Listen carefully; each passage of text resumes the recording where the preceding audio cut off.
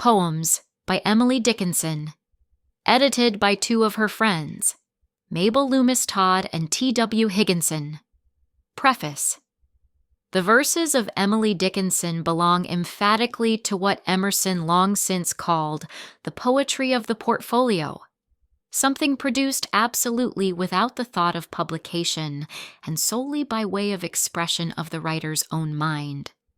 Such verse must inevitably forfeit whatever advantage lies in the discipline of public criticism and the enforced conformity to accepted ways. On the other hand, it may often gain something through the habit of freedom and the unconventional utterance of daring thoughts. In the case of the present author, there was absolutely no choice in the matter. She must write thus, or not at all. A recluse by temperament and habit, literally spending years without setting her foot beyond the doorstep, and many more years during which her walks were strictly limited to her father's grounds, she habitually concealed her mind, like her person, from all but a very few friends.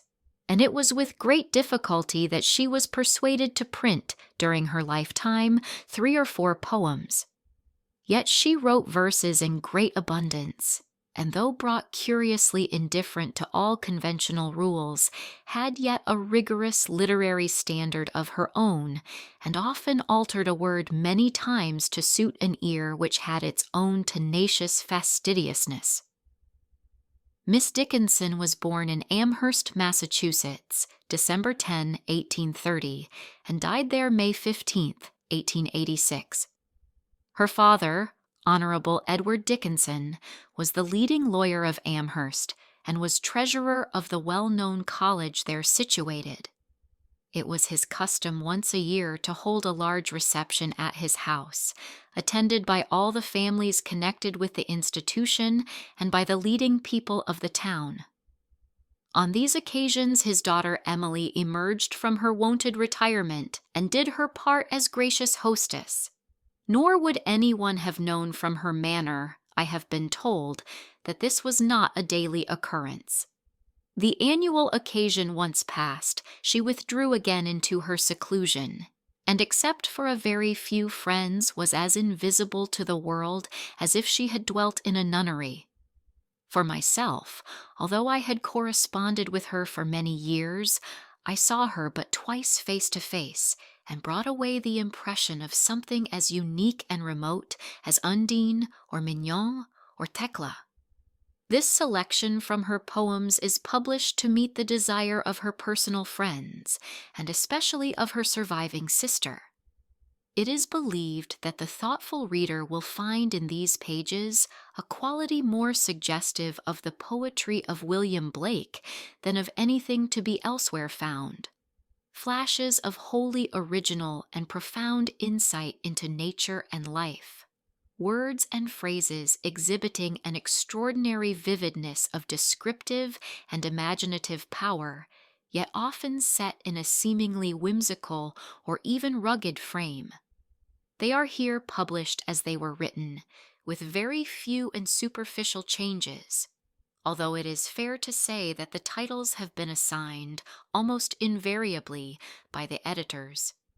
In many cases these verses will seem to the reader like poetry torn up by the roots, with rain and dew and earth still clinging to them, giving a freshness and a fragrance not otherwise to be conveyed. In other cases, as in the few poems of shipwreck or of mental conflict, we can only wonder at the gift of vivid imagination by which this recluse woman can delineate, by a few touches, the very crises of physical or mental struggle.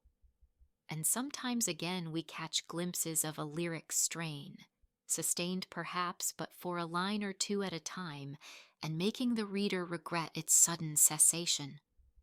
But the main quality of these poems is that of extraordinary grasp and insight, uttered with an uneven vigor, sometimes exasperating, seemingly wayward, but really unsought and inevitable.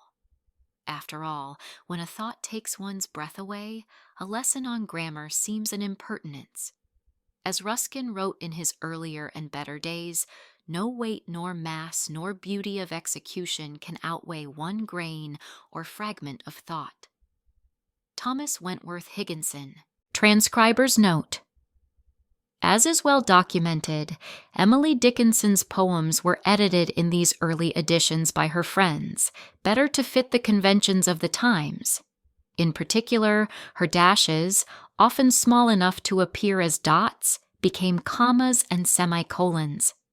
In the second series of poems published, a facsimile of her handwritten poem which her editors titled Renunciation is given, and I here transcribe that manuscript as faithfully as I can, showing how underlined words thus. There came a day, at summer's full, entirely for me, I thought that such were for the saints, where resurrections, be the sun, as common, went abroad, the flowers, accustomed, blew, as if no soul, that solstice past, which maketh all things, knew, the time was scarce profaned by speech. The falling of a word was needless, as at sacrament, the wardrobe of our Lord. Each was to each, the sealed church, permitted to commune, this time, lest we too awkward show at supper of the Lamb. The hours slid fast, as hours will, clutched tight by greedy hands. So faces on two decks look back, bound to opposing lands. And so, when all the time had leaked without external sound, each bound the other's crucifix, we gave no other bond sufficient troth, that we shall rise, deposed, at length the grave, to that new marriage, justified through Calvaries of love. From the handwriting, it is not always clear which are dashes, which are commas, and which are periods, nor it is entirely clear which initial letters are capitalized. However, this transcription may be compared with the edited version in the main text to get a flavor of the changes made in these early editions. J.T.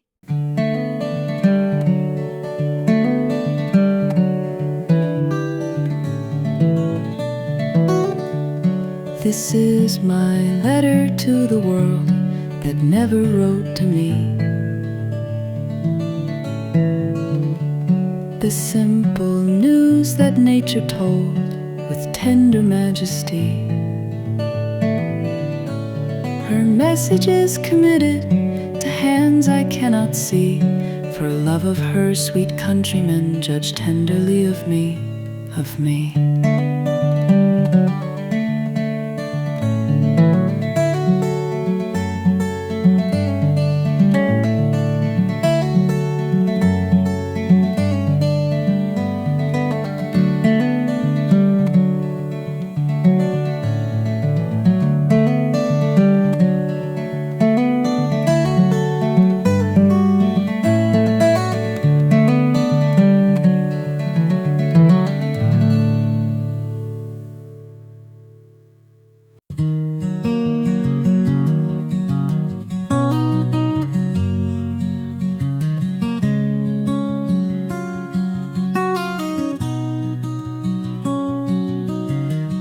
Success is counted sweetest by those who ne'er succeed. To comprehend the nectar requires sorest need. Not one of all the purple host who took the flag today can tell the definition so clear of victory.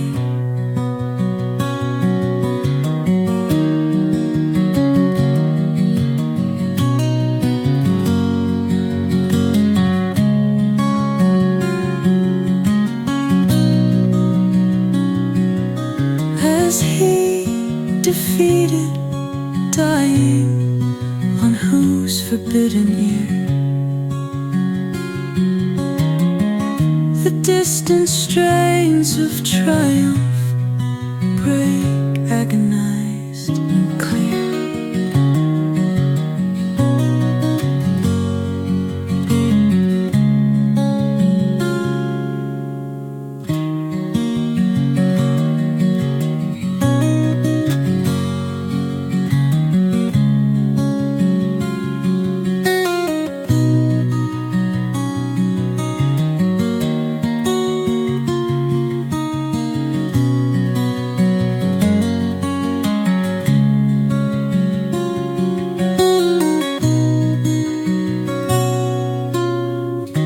Success is counted sweetest by those who ne'er succeed. To comprehend a nectar requires sorest need. Not one of all the purple host who took the flag today can tell the definition so clear of victory.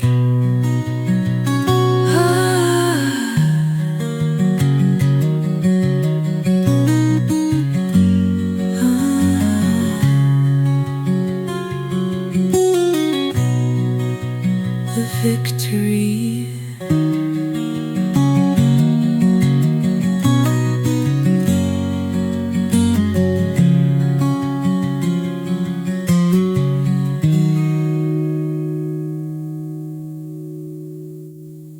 Has he defeated Diane on whose forbidden ear the distant strains of triumph break agonized and clear?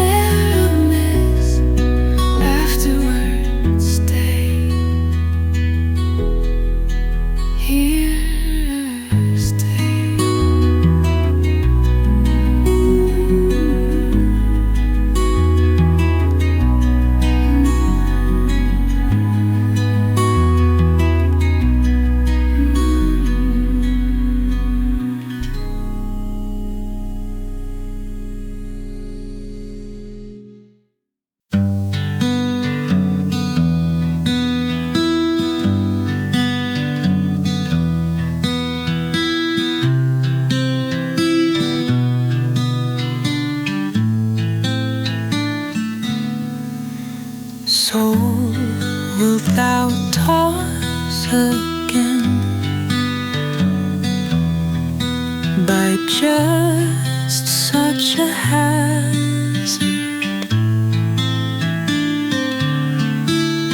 Hundreds have lost indeed, but tens have won. And all angels breathless ballad lingers to record thee. Hips in eager caucus raffle for my soul.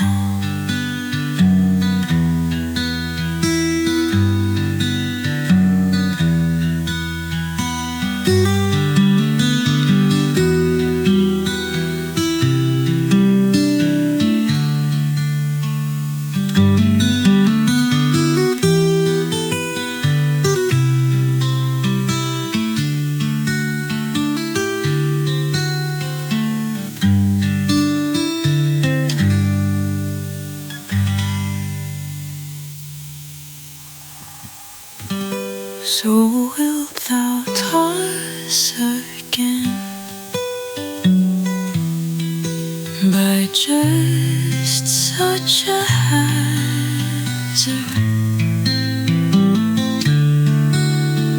Hundreds have lost indeed, but tens have won. And on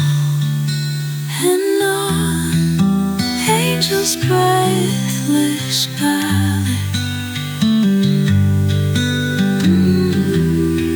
lingers to record thee.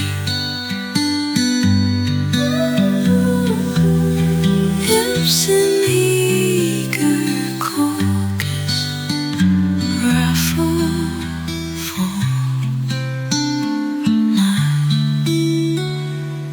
my soul.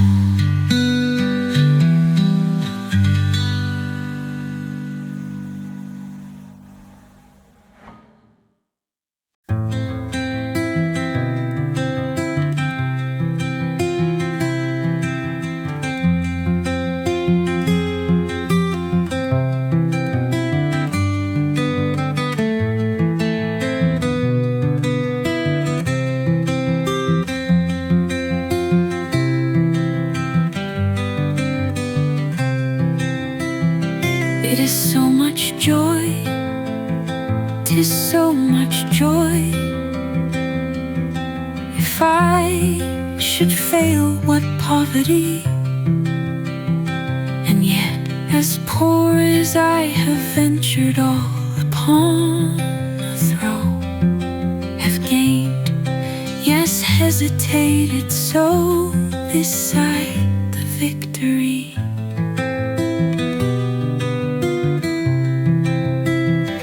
Life is but life, and death but death. Bliss is but bliss, and breath but breath.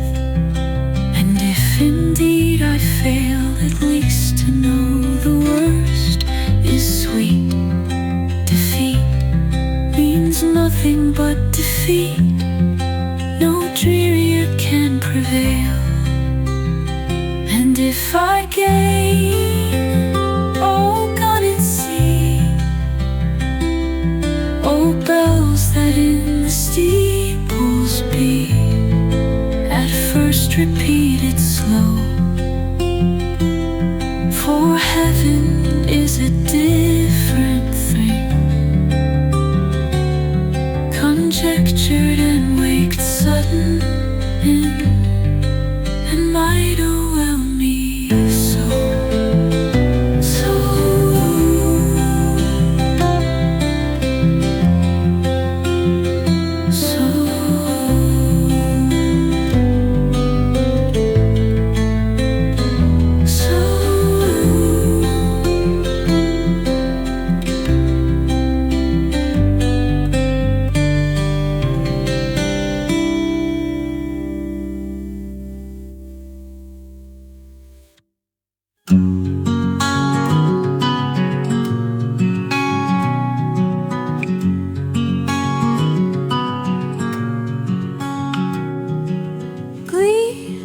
storm is over,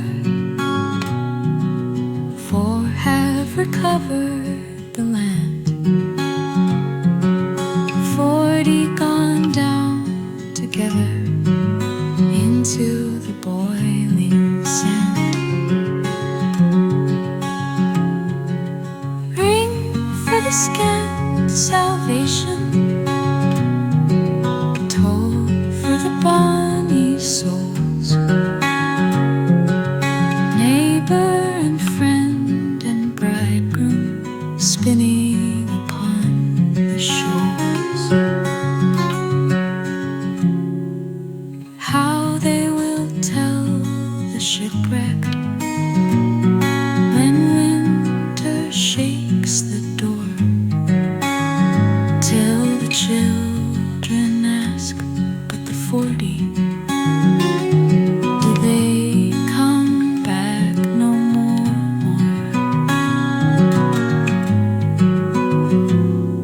Then a silence suffices the story, and a softness the teller's eye, and the children no further question, and only the waves reply. Only the wave, and only a why.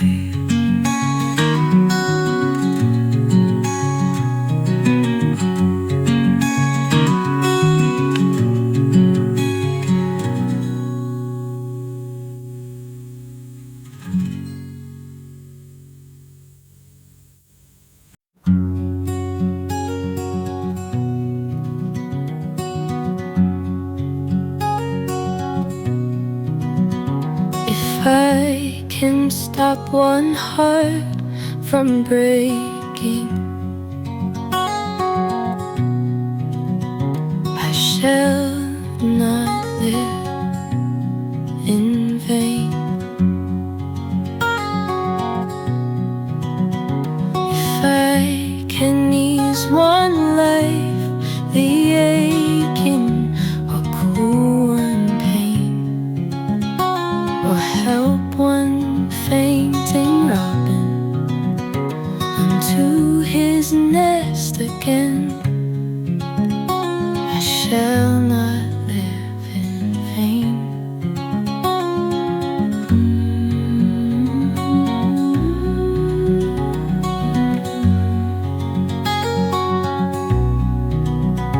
If I can stop one heart from breaking,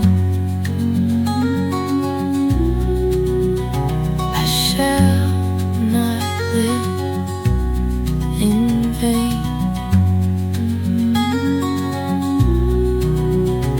If I can ease one life, the aching, or cool one pain, or help one fainting robin unto his nest again, I shall not live in vain.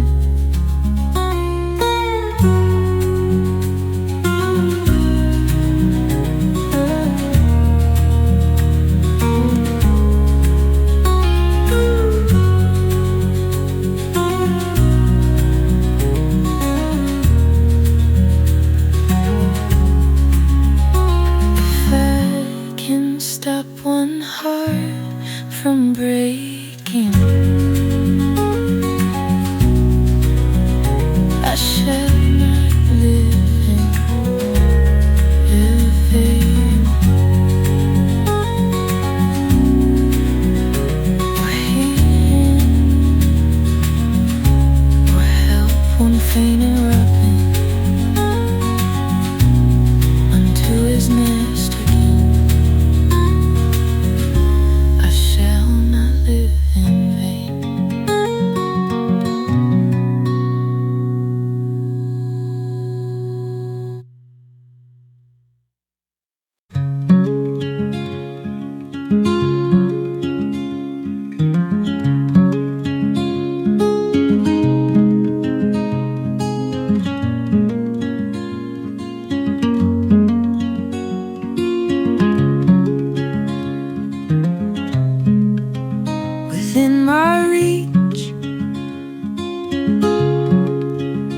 I could have touched, I might have chanced that way.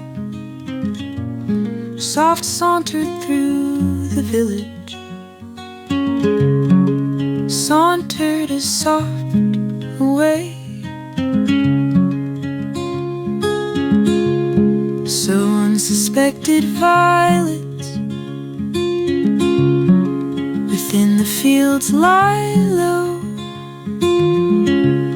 too late for striving fingers that passed an hour ago.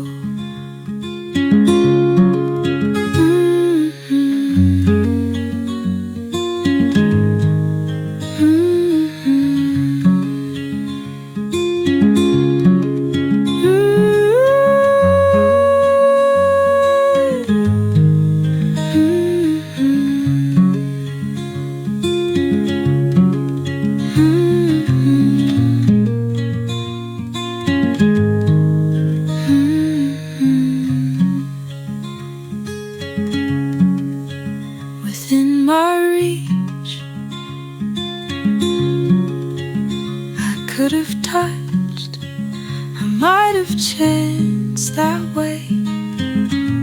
Soft sauntered through the village,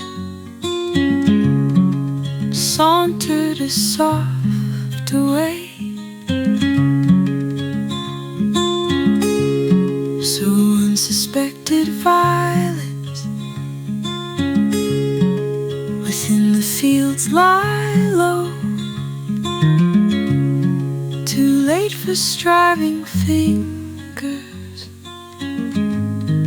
that passed an hour ago.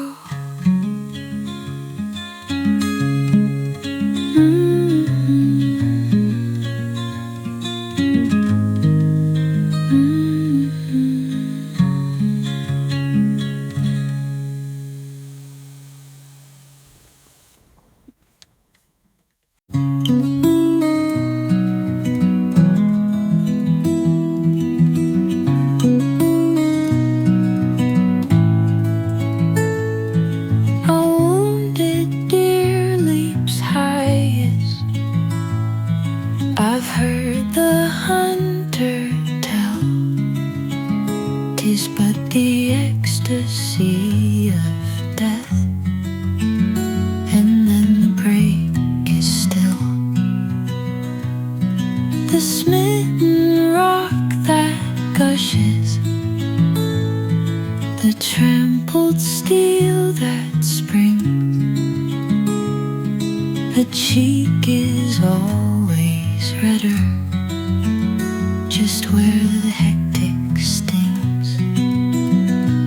Mirth is the mail of anguish, in which it cautions harm,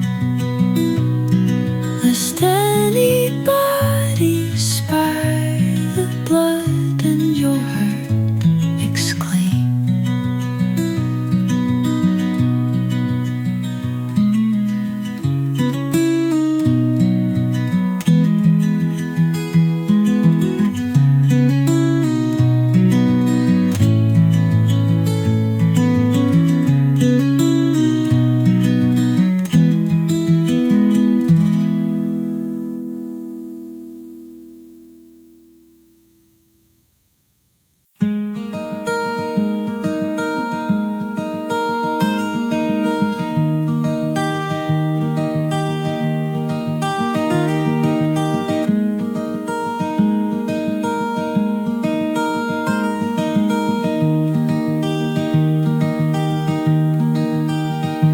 The heart asks pleasure first,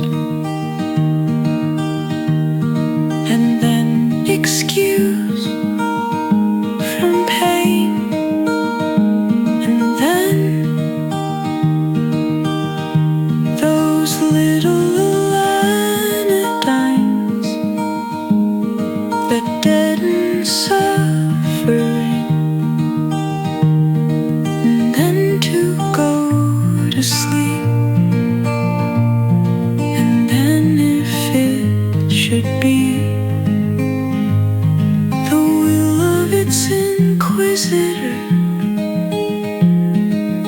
liberty to die.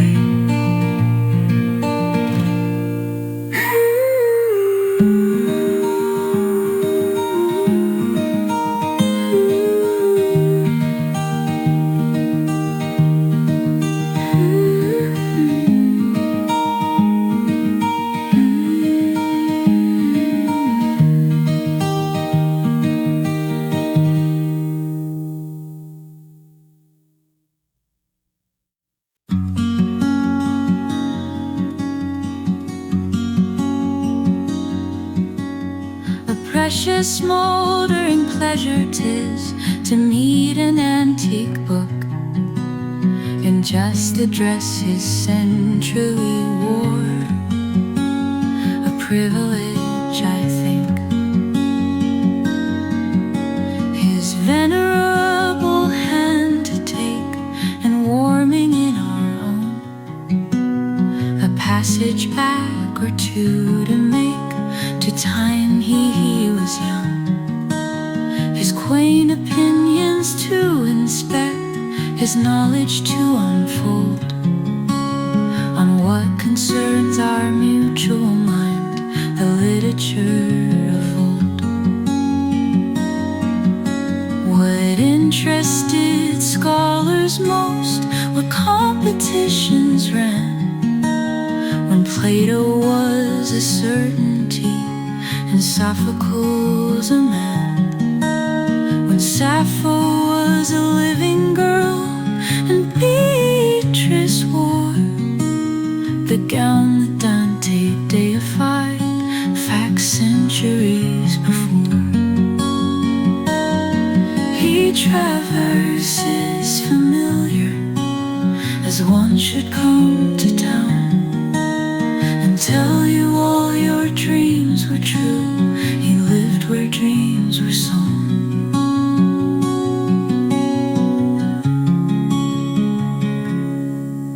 His presence is enchantment. You beg him not to go. Old volumes shake their vellum heads and tantalize just so.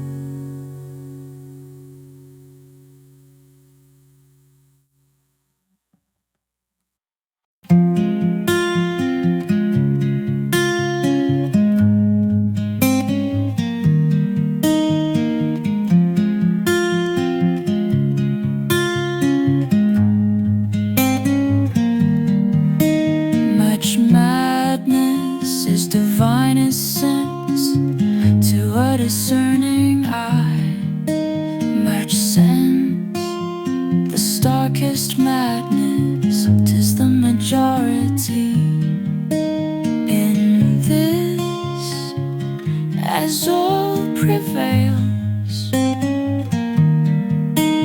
ascend, and you are sane.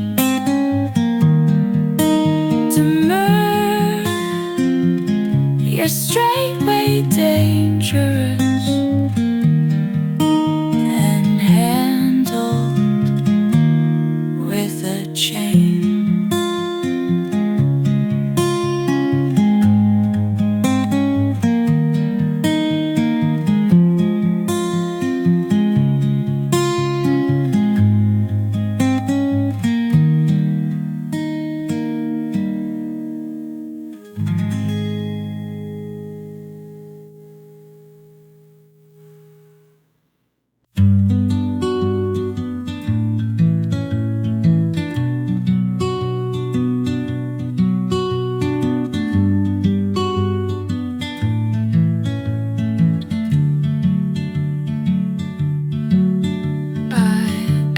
No other thing, no other was denied. I offered being for it. The mighty merchant smiled, Brazil, he twirled a button without a glance my way. But madam, is there nothing else that we can show today?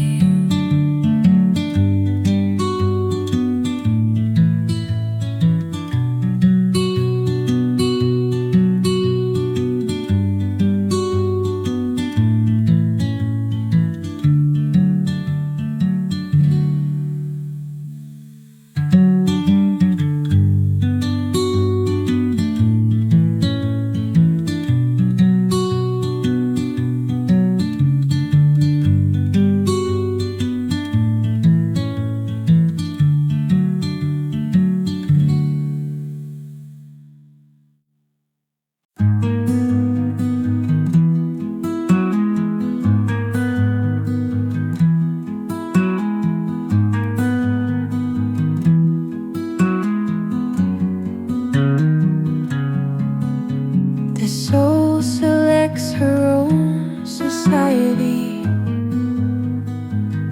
then shuts the door on her divine majority. Obtrude no more.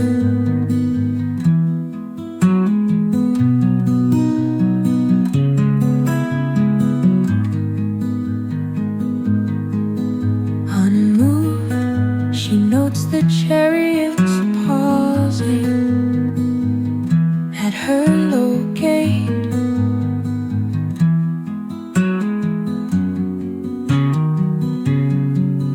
Unmoved, an emperor is kneeling upon her mat.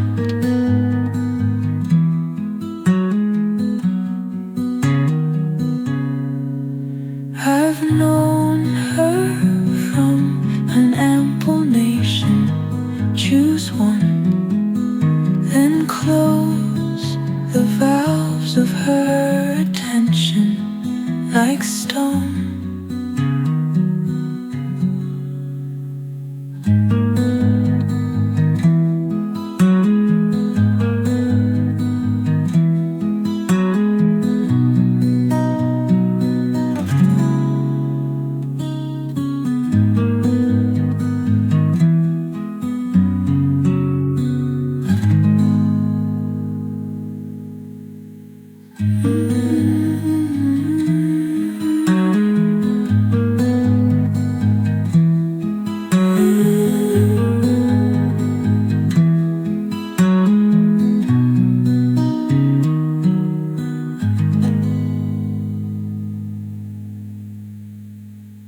Then close the valves of her attention like stone.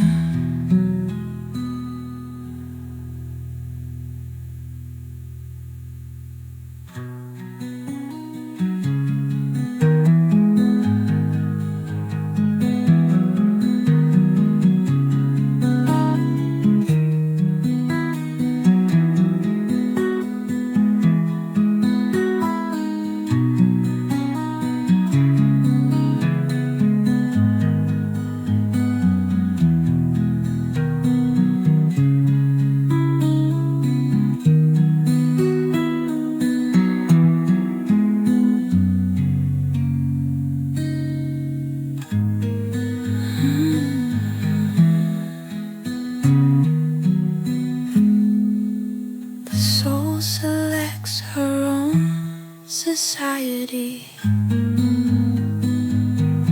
then shuts the door on her divine majority. Obtrude no more.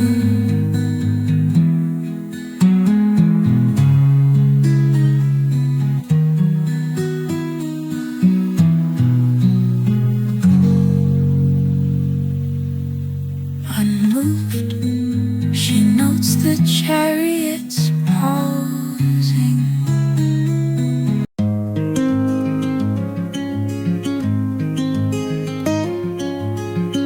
Some things that fly there be birds, ours, the bumblebee. Of these no elegy. Some things that stay there be grief hills eternity, nor this behooveth me. There are that resting rise.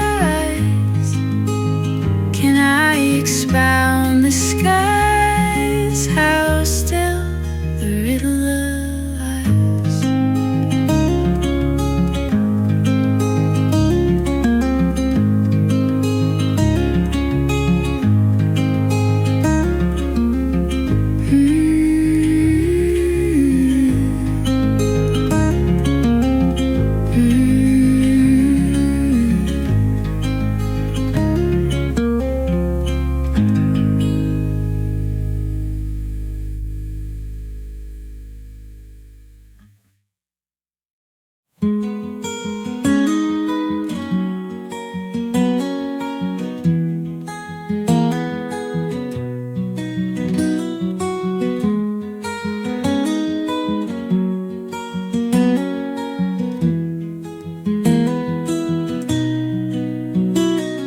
I know some lonely houses off the road,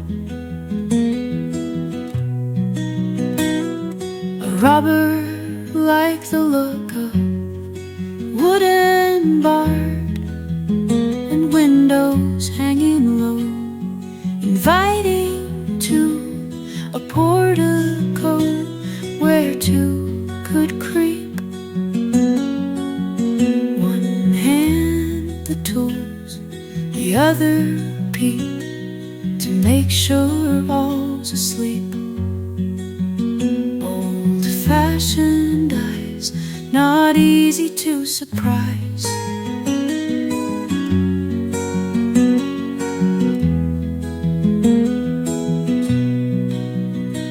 How orderly the kitchen looked by night with just a clock.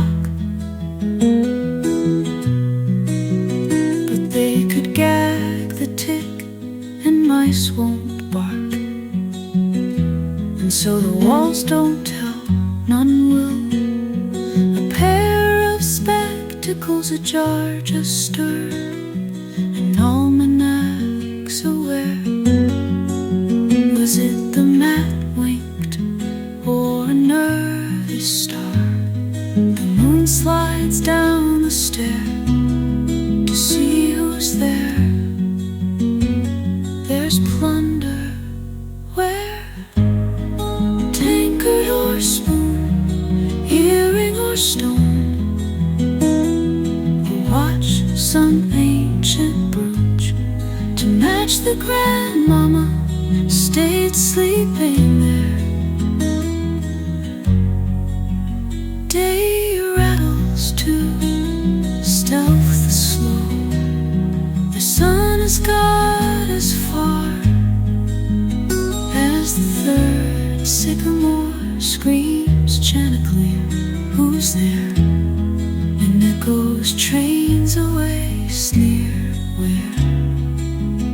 While the old couple just astir fancy the sunrise left the door ajar.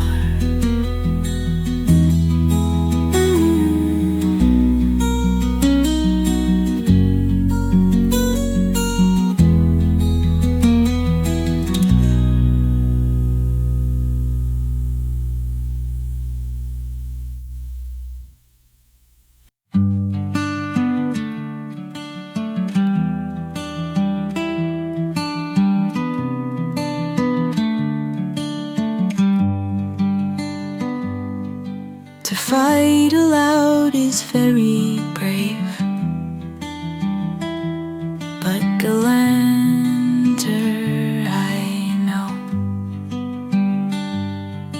who charge within the bosom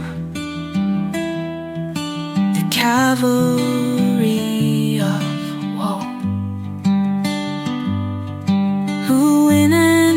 nations do not see,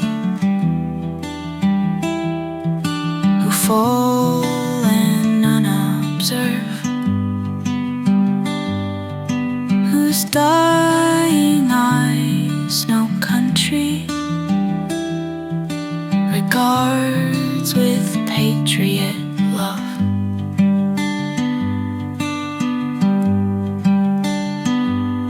We trust in plumed procession, for such the angels go, rank after rank with even feet and uniforms of snow.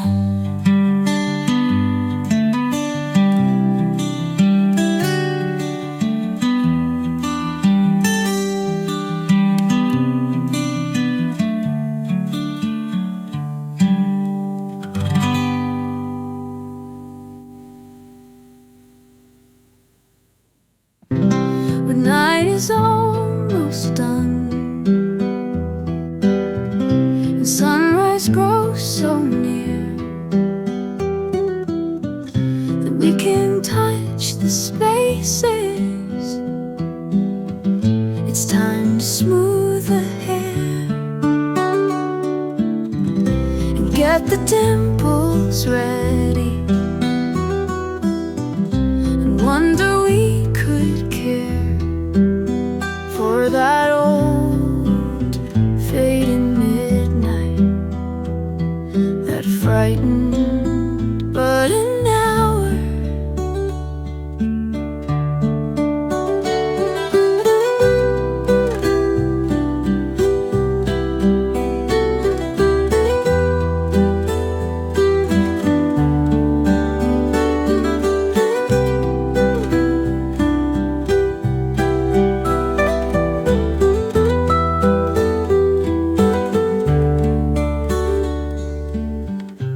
Night is almost done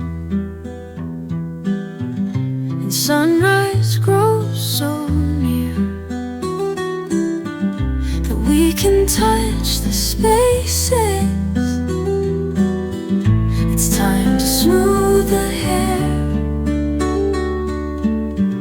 and get the dimples ready,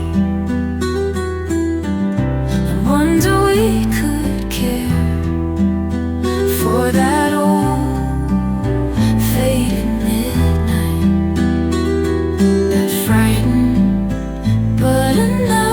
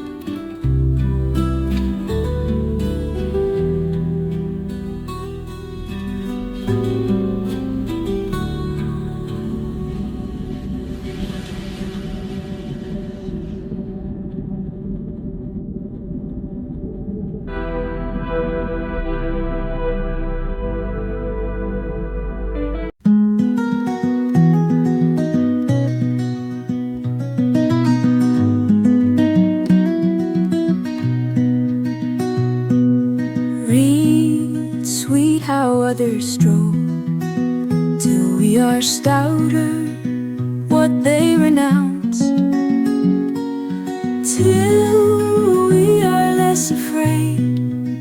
How many times they bore the faithful witness, till we are helped as if a kingdom cared.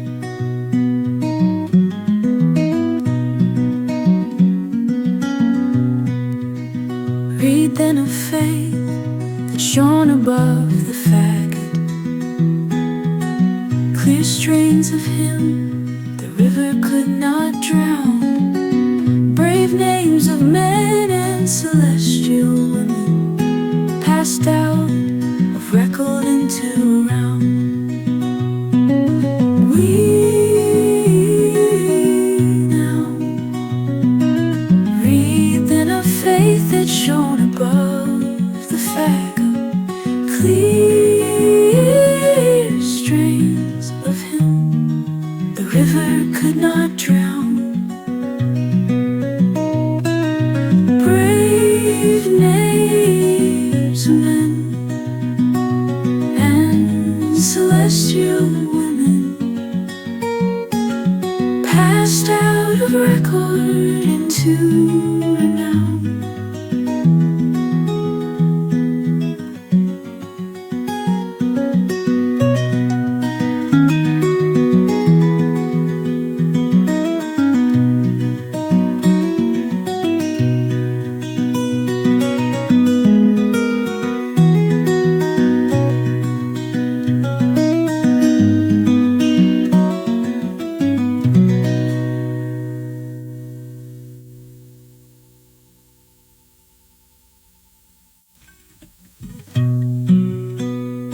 Read then of faith that shone above the faggot,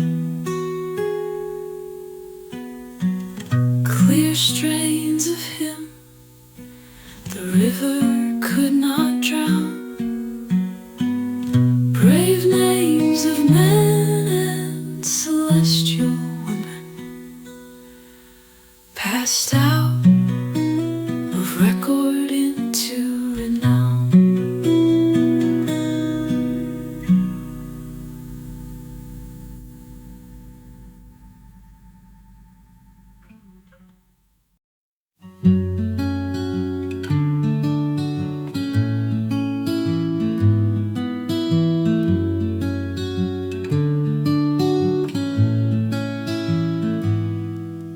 An history of taming,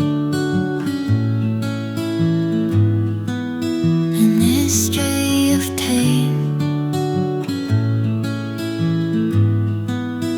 Pain has an element of blank. It cannot recollect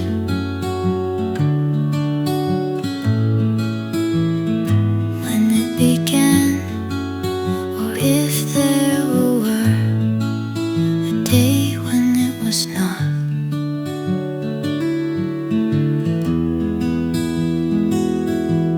It has no future but itself, its infinite realms contain. Its past enlightened to perceive new periods of pain.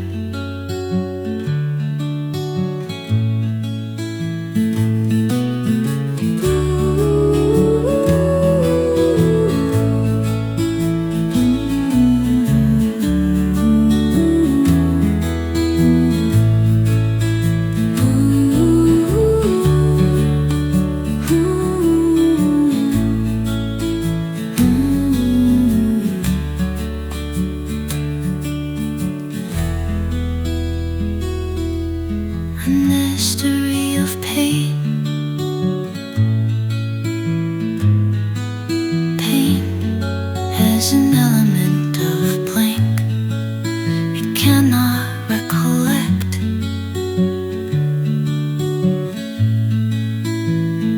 when it began, or if there were a day when it was not.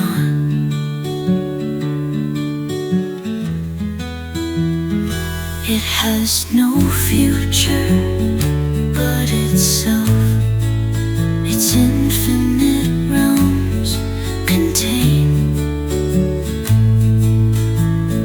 its past, enlightened to perceive new periods of pain.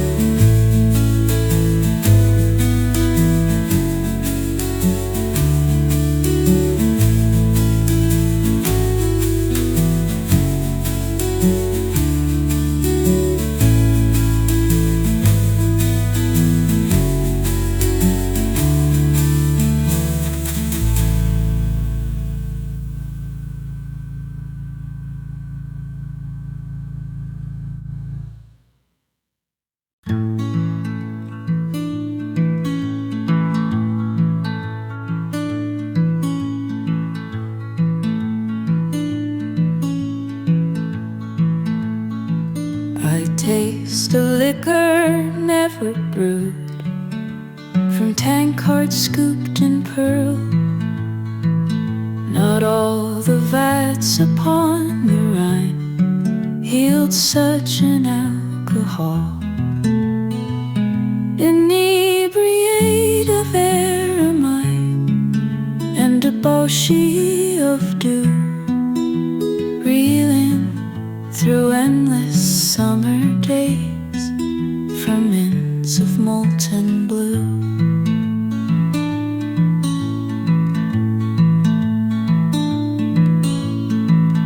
When landlords turn the drunken bee out of the foxglove's door, when butterflies renounce their dreams, I shall bedrink the more, till seraphs swing their snowy hats and saints to windows run to see the little tippler leaning against the sun.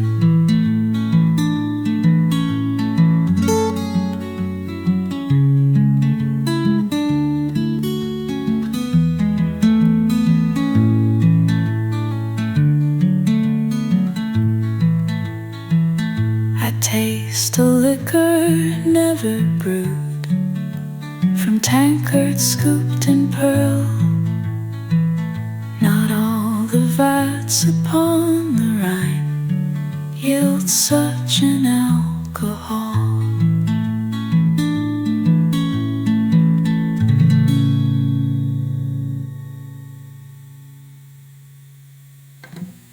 Till seraphs swing their snowy hats and saints to windows run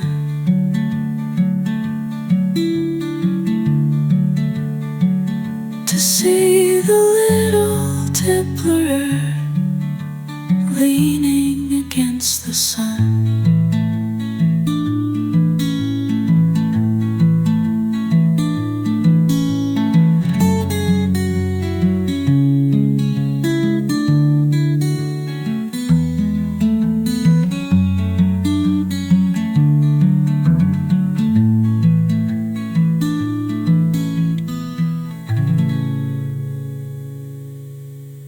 When landlords turn the drunken bee out of the foxglove's door, when butterflies renounce their dreams, I shall drink the more,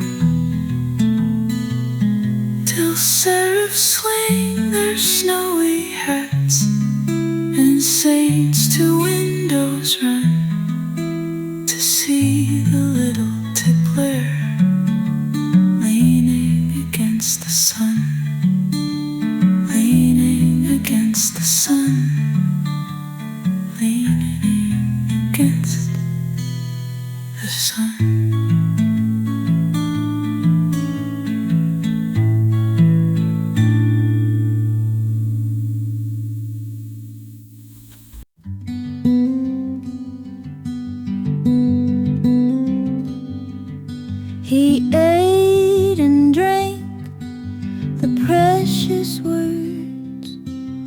spirit grew robust. He knew no more that he was poor, nor that his frame was dust. He danced along the dingy days, and this bequest of wings was but a book, what liberty a loosened spirit brings.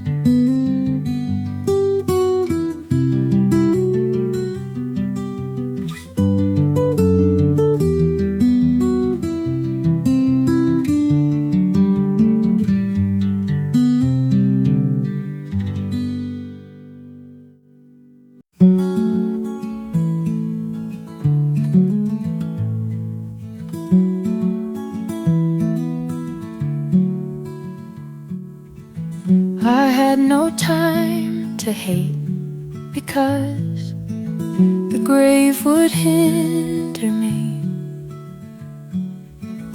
and life was not so ample I could finish enmity.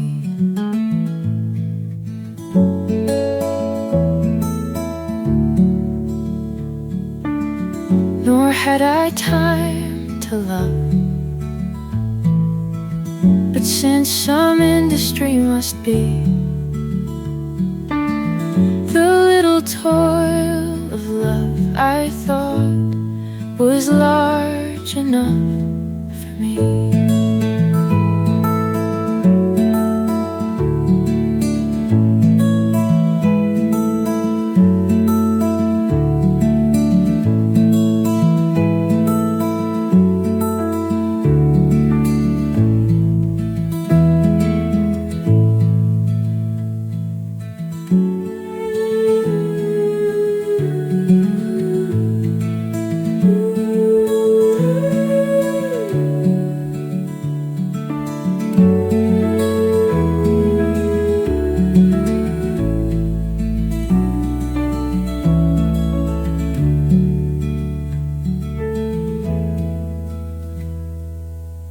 Nor had I time to love, but since some industry must be, the little toil of love I thought was large enough for me. Nor had I time to love, but since some industry must be,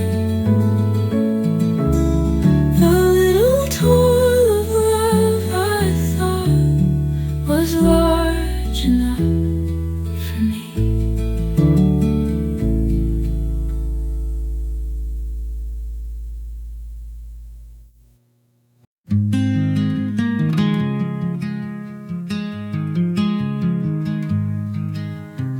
Twas such a little boat that toddled down the bay.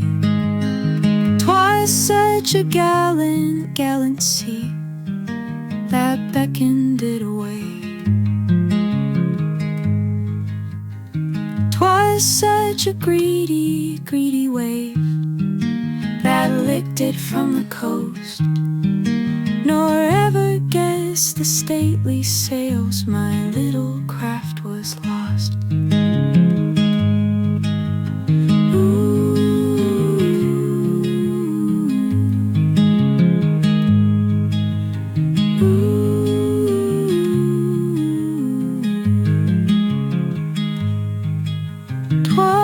Such a little boat that toddled down the bay.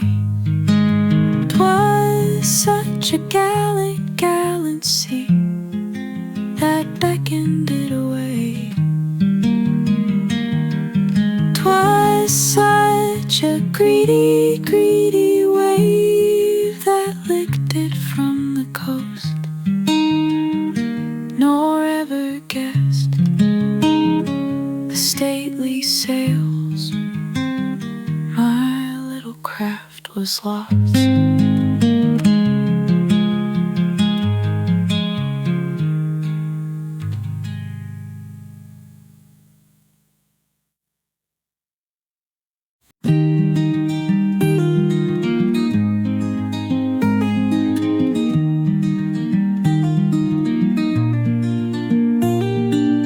Whether my bark went down at sea, whether she met with gales, whether two isles enchanted she bent her docile sails, by what mystic mooring she is held today. This is the errand of the eye out upon the bay.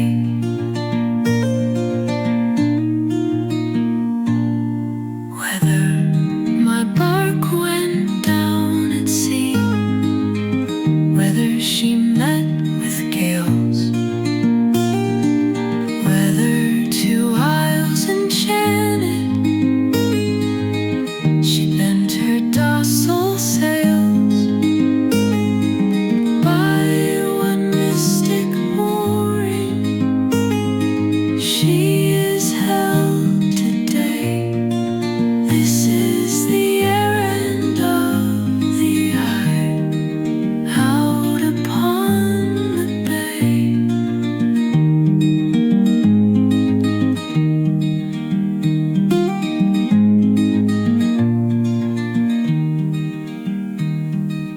This is the errand of the eye out upon the bay.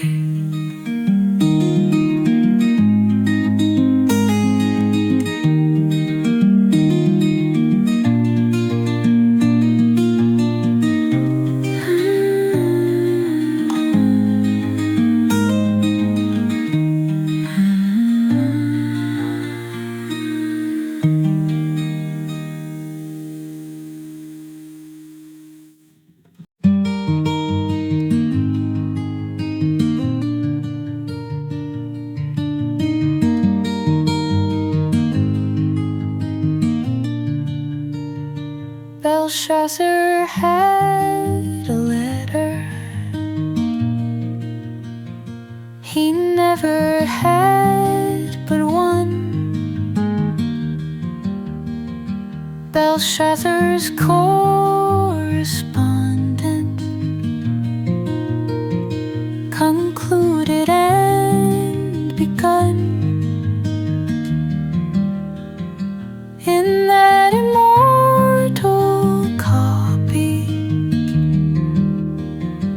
the conscience of us all can read without its glasses on Revelation's wall.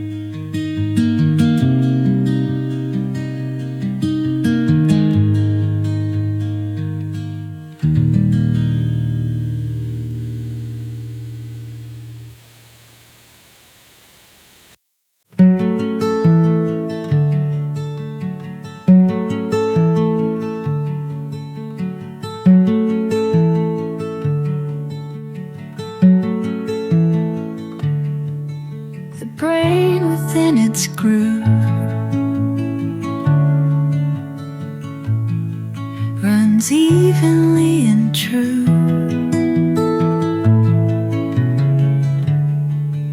But let a splinter swerve, 'twere easier for you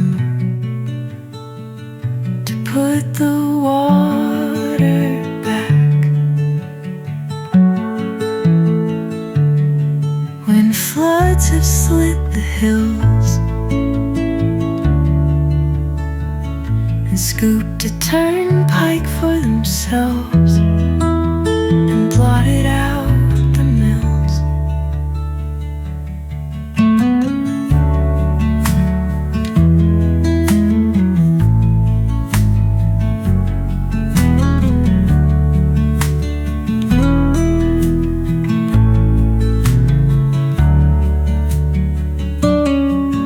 The brain within its groove runs evenly and true.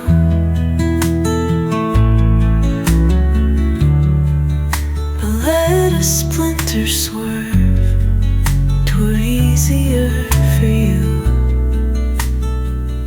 to put the water back. When floods have slit the hills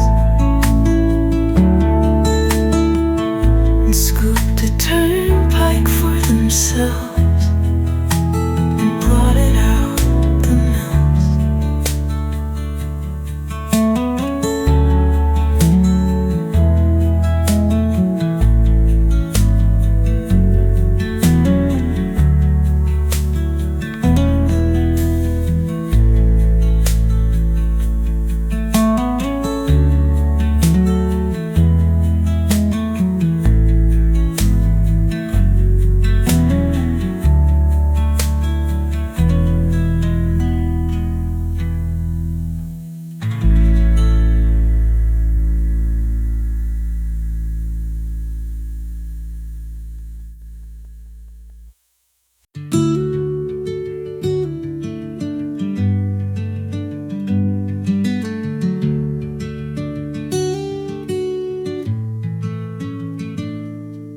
Mine by the right of the white election, mine by the royal seal, mine by the sign in the scarlet prison, bars cannot conceal. Mine here in vision and in veto, mine by the grave's repeal, titled, confirmed, delirious charter, mine while the ages steal.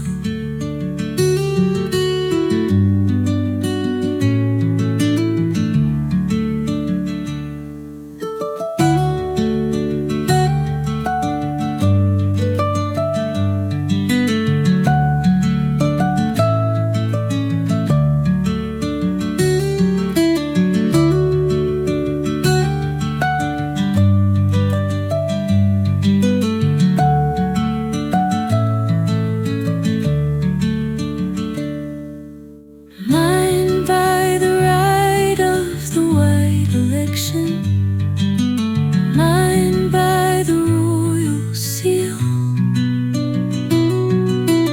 mine by the sign in the scarlet prison, bars cannot conceal. Mine here in vision and in veto,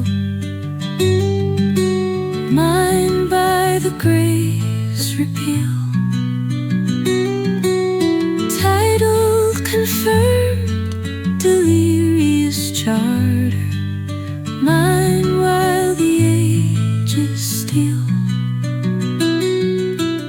mine while the ages steal.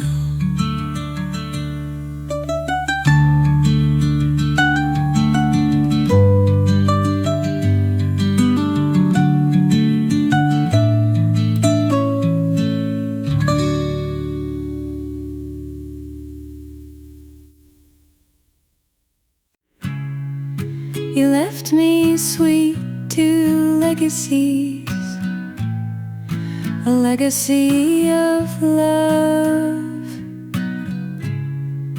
A heavenly Father would contend, had he the offer of.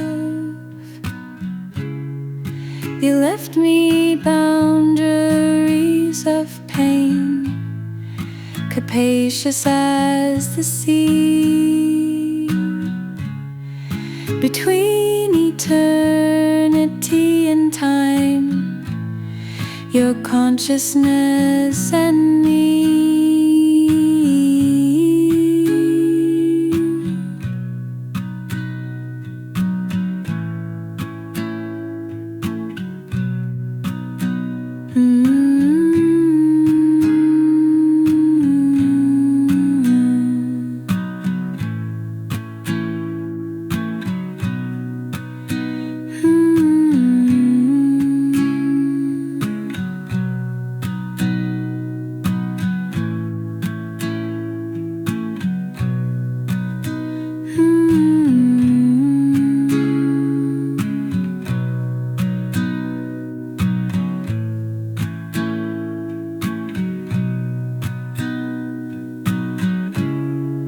You left me sweet two legacies, a legacy of love.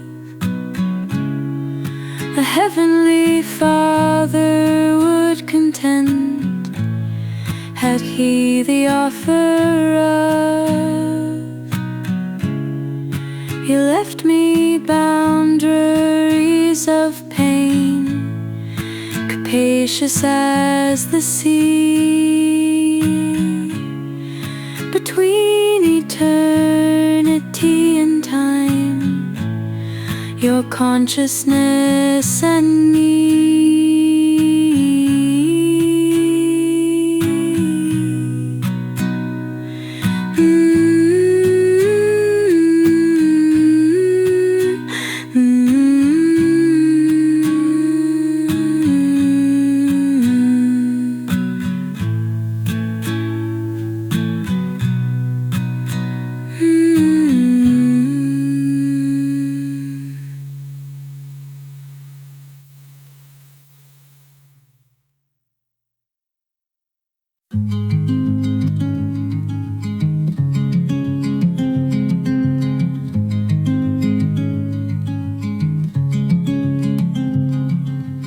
Alter when the hills do falter,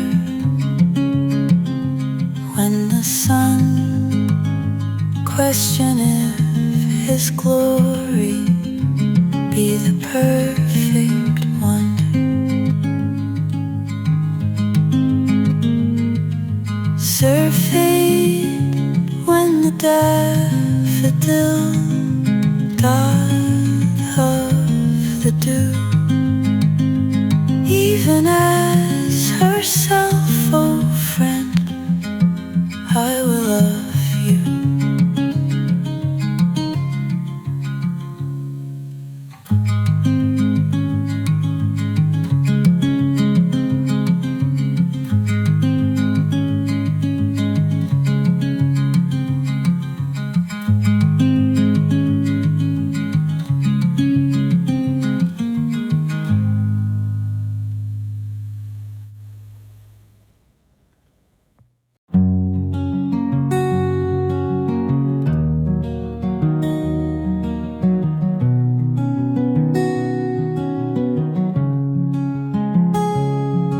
Elysium is as far as to the very nearest room. If in that room a friend await felicity or doom,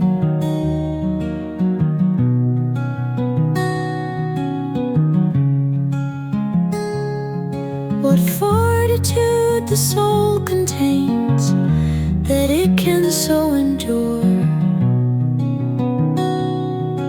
the accent of a coming foot, the opening of a door.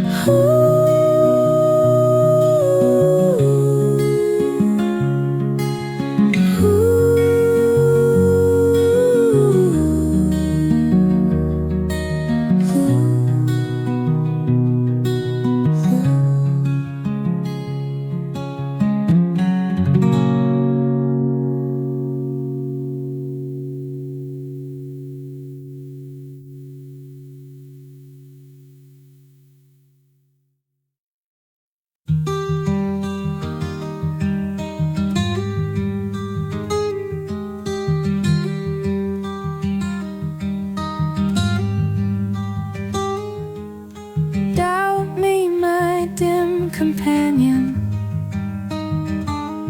Why God would be content with but a fraction of the love poured thee without a stint. The whole of me forever. What more the woman can say quick that I may dower thee with last delight I own. It cannot be my spirit, for that was thine before. I seeded all of dust. I knew what opulence the more. Had I a humble maiden whose farthest of degree was that she might some distant heaven dwell timidly with thee.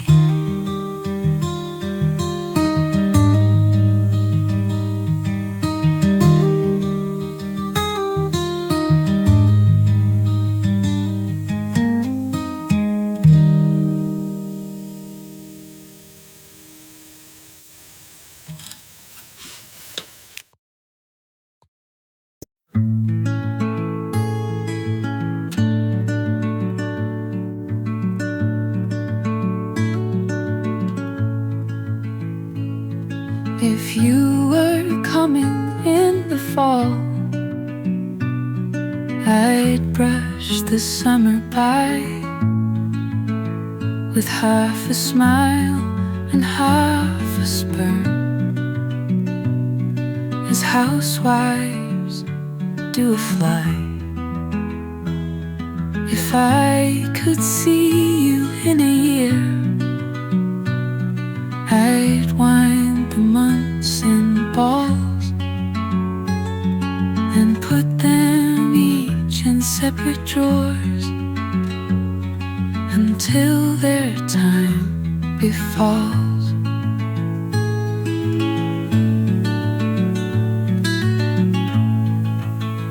If only centuries delayed, I count them on my hand,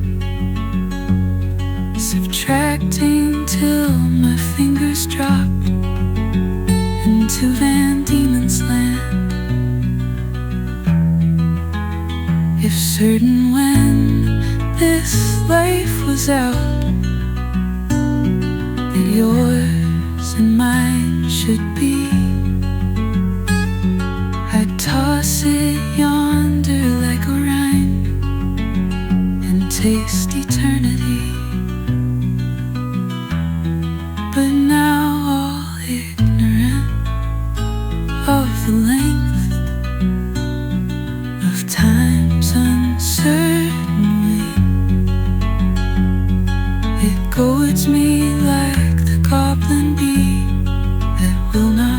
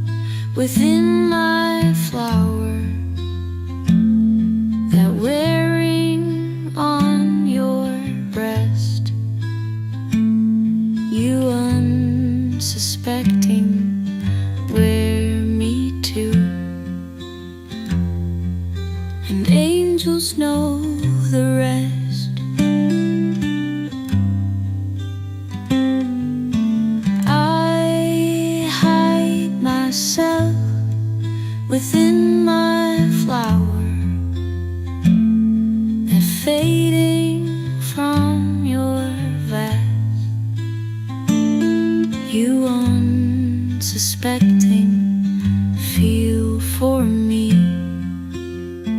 almost a loneliness.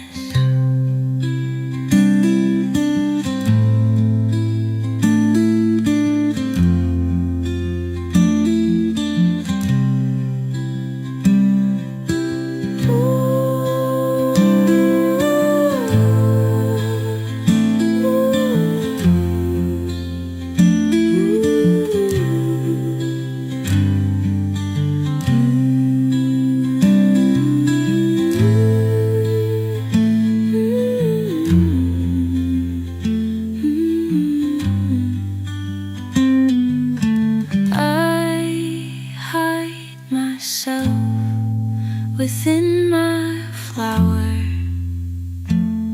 that fading from your vast, you unsuspecting feel for me,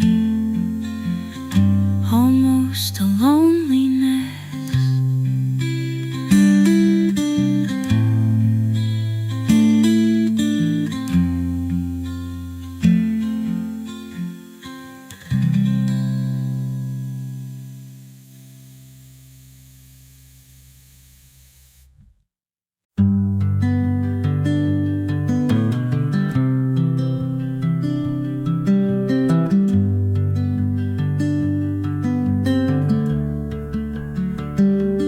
That I did always love, I bring thee proof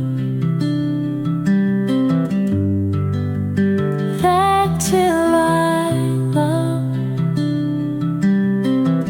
I did not love enough.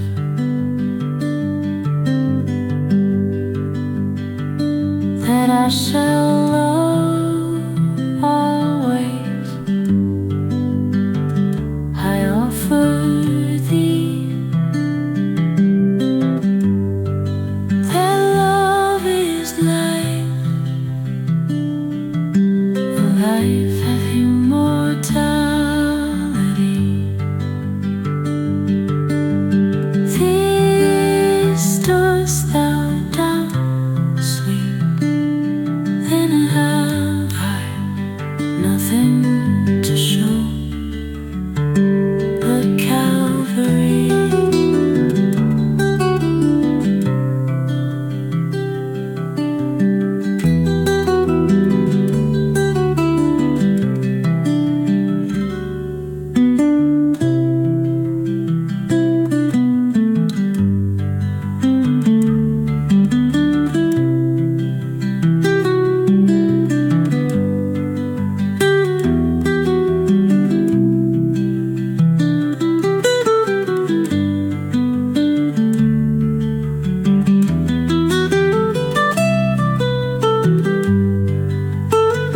That I shall love always, I offer thee. That love is life, and life hath immortality.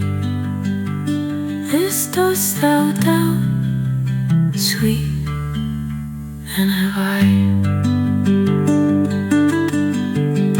nothing to show but Calvary.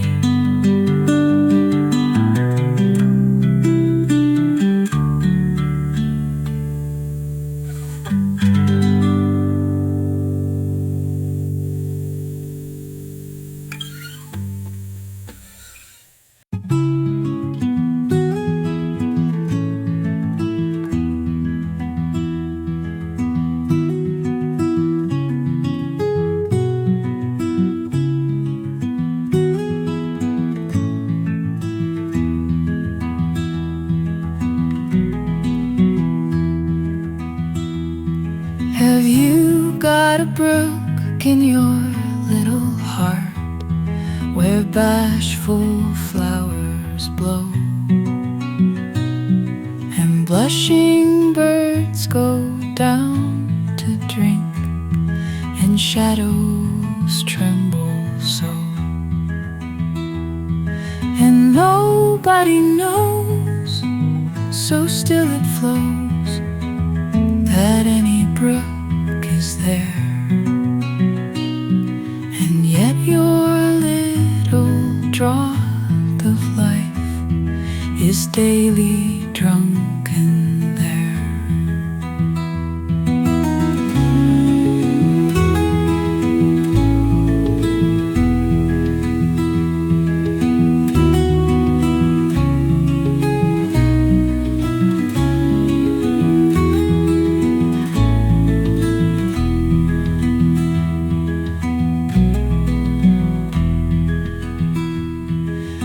Look out for the little brook in March, when the rivers overflow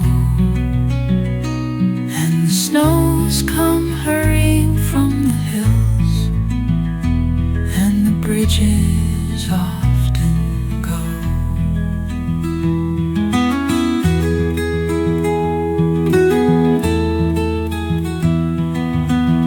And later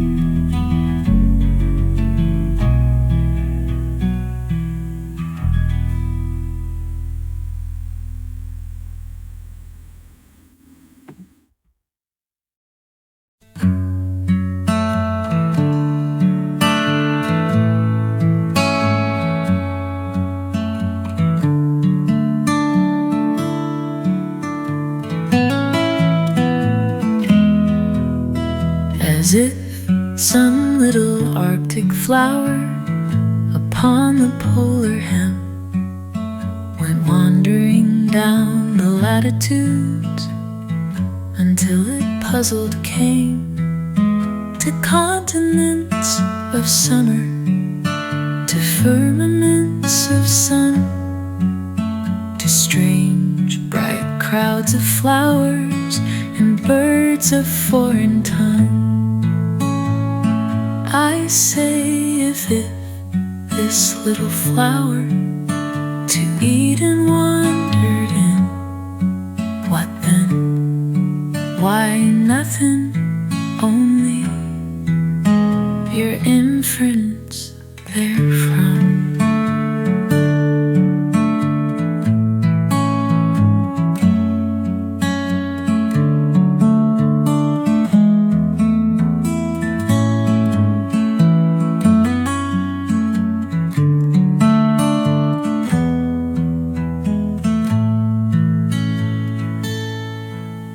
As if some little Arctic flower upon the polar hem went wandering down the latitudes until it puzzled came to continents of summer, to firmaments of sun, to strange bright crowds of flowers and birds of foreign tongue. I say, as if this little flower to Eden wandered in, what then? Why, nothing,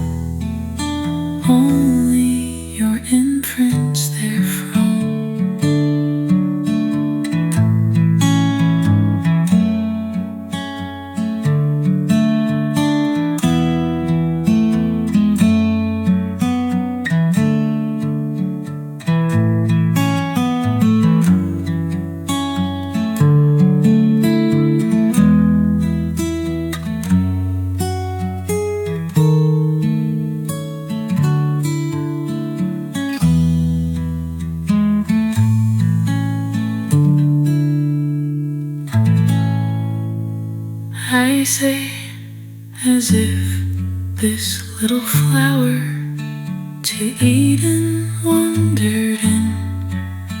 What then? Why nothing, only your inference therefrom.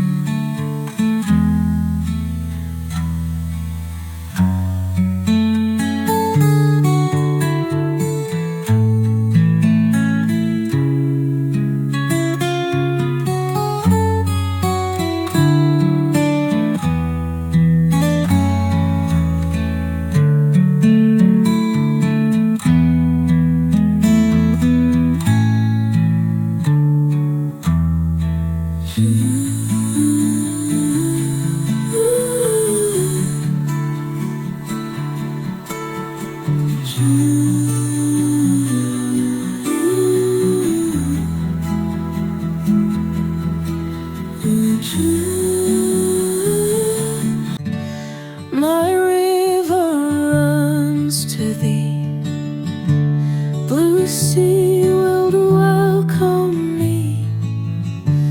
My river waits reply, oh sea, look graciously.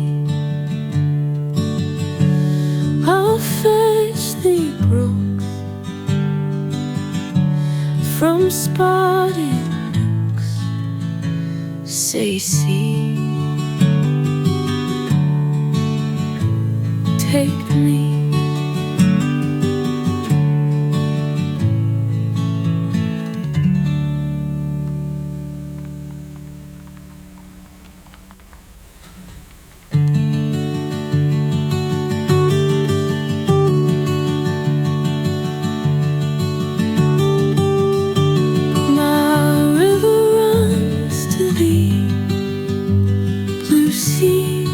Welcome me.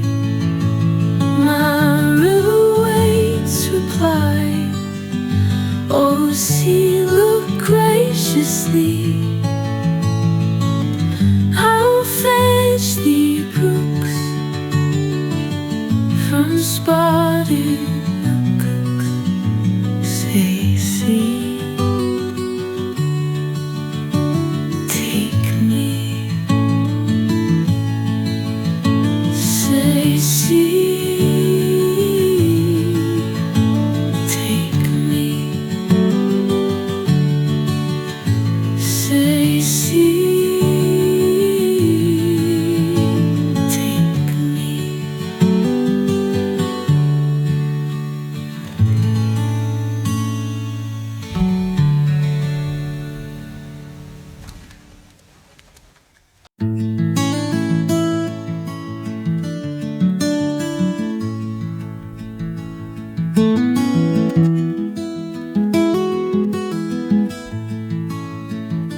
I cannot live with you, it would be life, and life is over there behind the shelf.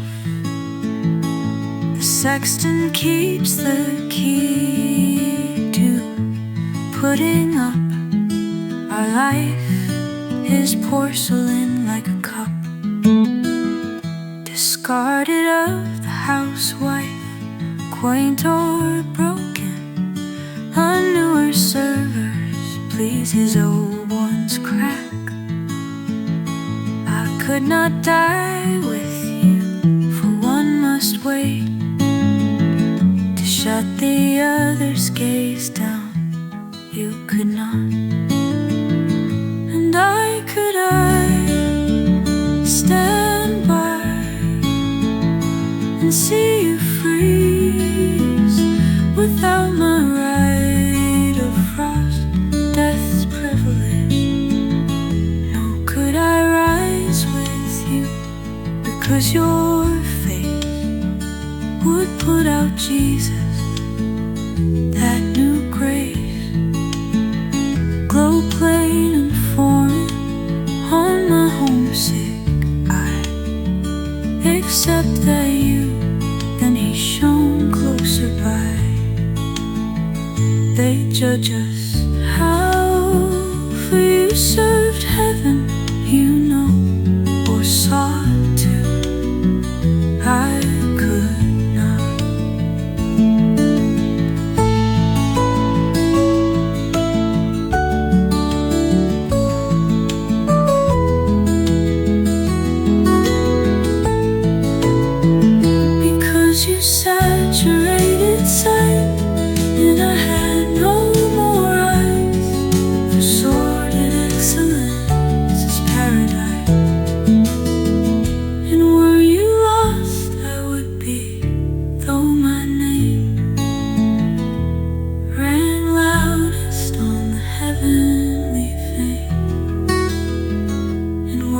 safe, and I condemned to be where you were not. That self-worth helped you to me. So we must keep apart. You there, I hear, with just the door ajar. That oceans are in prayer, and that pale sustenance, despair.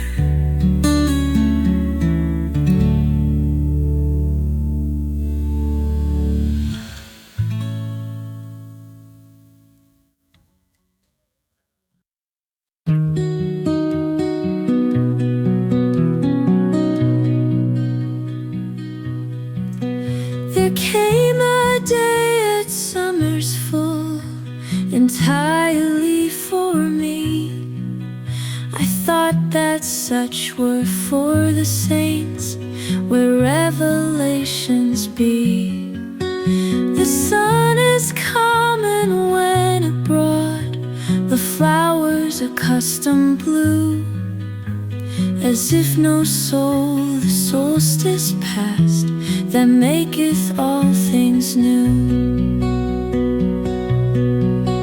The time was scarce profaned by speech, the symbol of a word was needless as its sacrament, the wardrobe of our Lord. Each was to each the sealed church, permitted to commune this time, lest we too awkward show at supper of the Lamb. The hours slid fast as hours will, clutched tight by greedy hands. So faces on two decks look back, bound to opposing lands. And so when all the time had failed, without external sound, each bound the other's crucifix, we gave no other bond.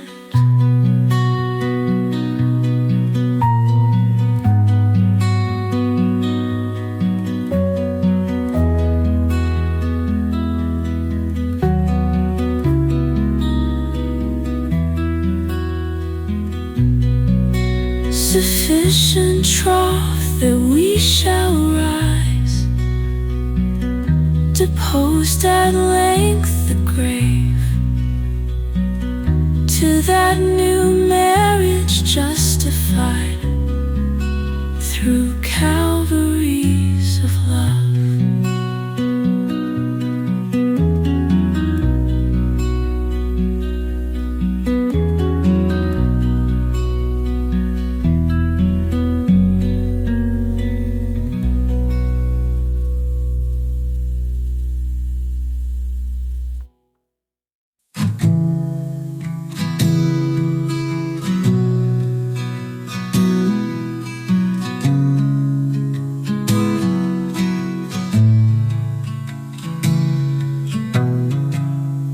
I'm seated, I've stopped being theirs. The name they dropped upon my face, with water in the country church, is finished using now.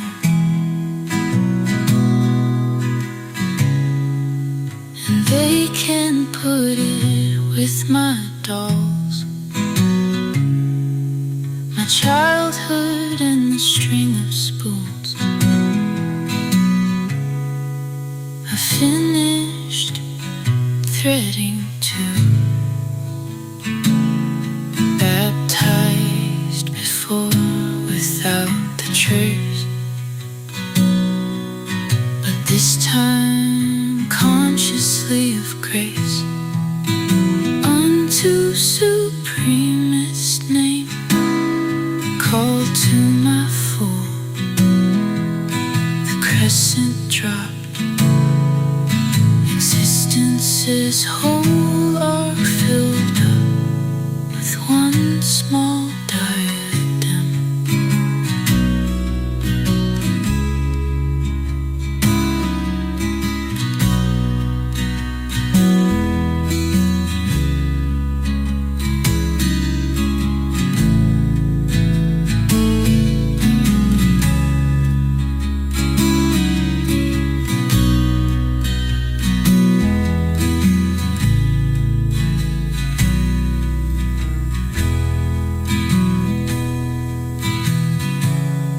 My second ring, too small the first,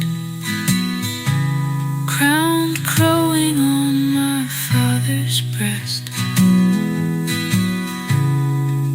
A half unconscious queen, but this time adequate erect, with will to choose or to reject. And I choose just a throne.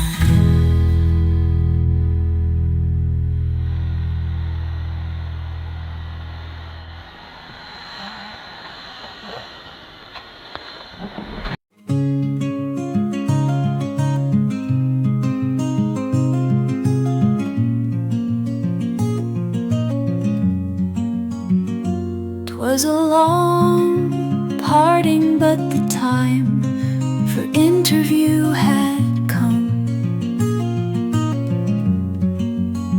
Before the judgment seat of God, the last and second time, these fleshless lovers met, a heaven in a gaze, heaven of heavens, the privilege of one another's eyes. No lifetime set on them, apparelled as the new, unborn except they had beheld.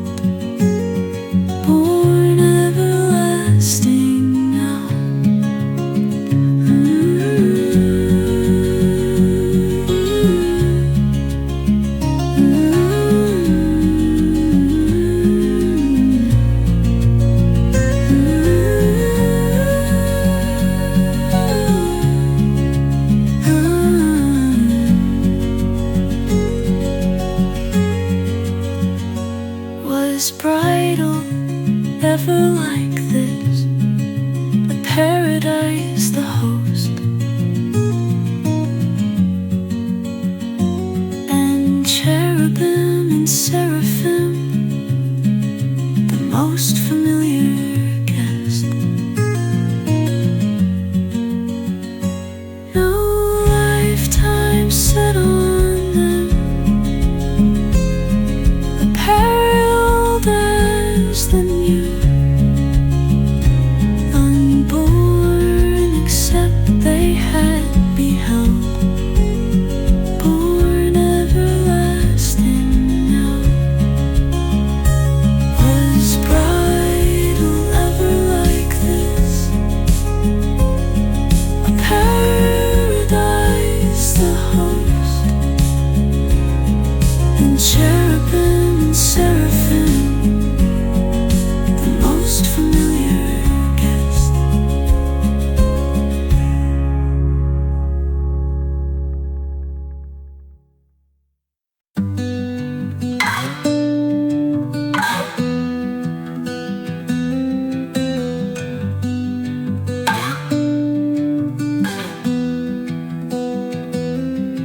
I'm wife, I finished that other state.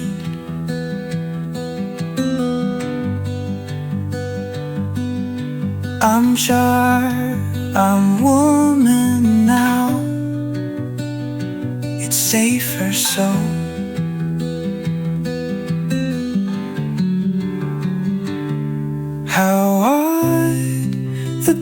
girl's life looks behind this soft eclipse.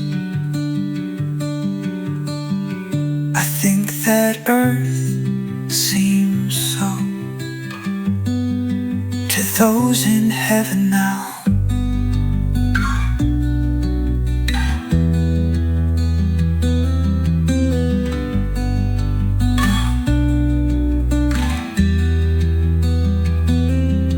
This being comfort then, that other kind was pain. But why compare? I'm wife, stop there.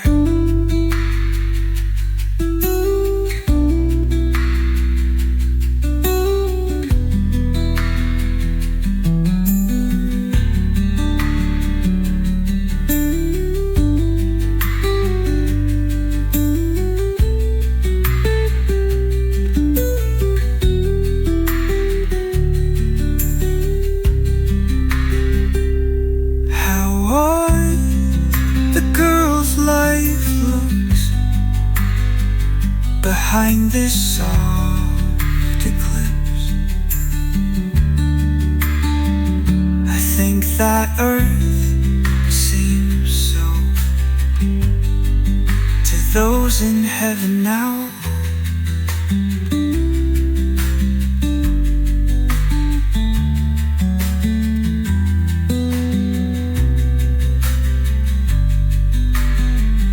This being comfort,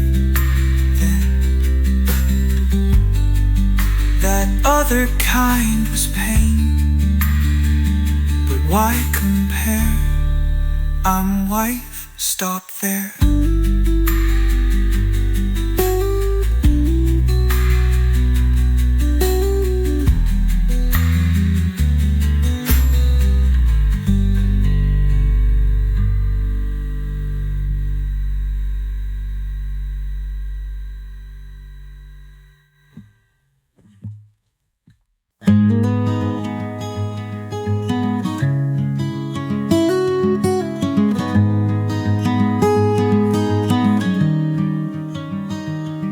She rose to his requirement, dropped the playthings of her life to take the honorable work of woman and of wife. If aught she missed in her new day of amplitude or awe, or first perspective, or the gold in using war away, it lay unmentioned as the sea develops pearl and wheat, but only to himself is known the fathoms they abide.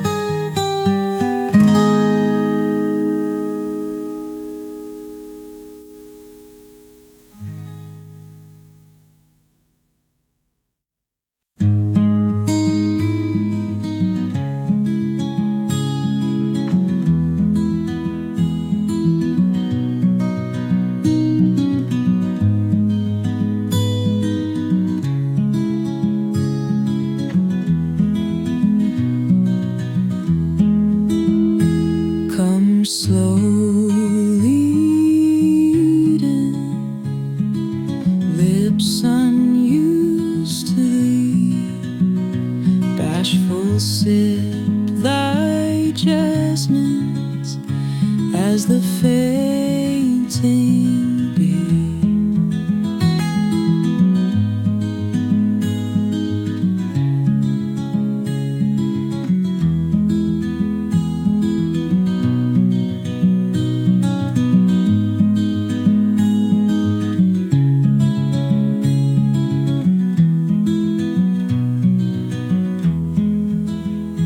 Reaching late, his flower round her chamber humbles, counts his nectars, enters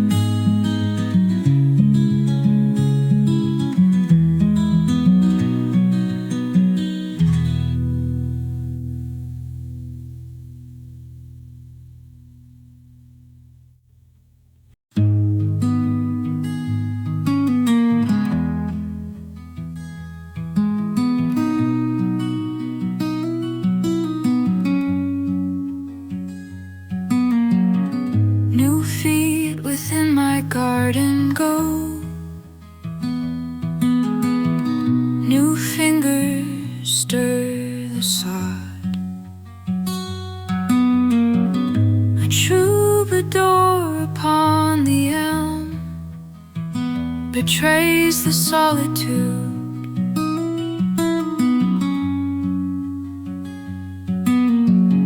New children play upon the green.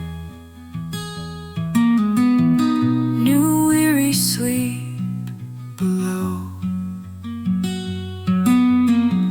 And still the pensive spring returns, and still the punctual snow.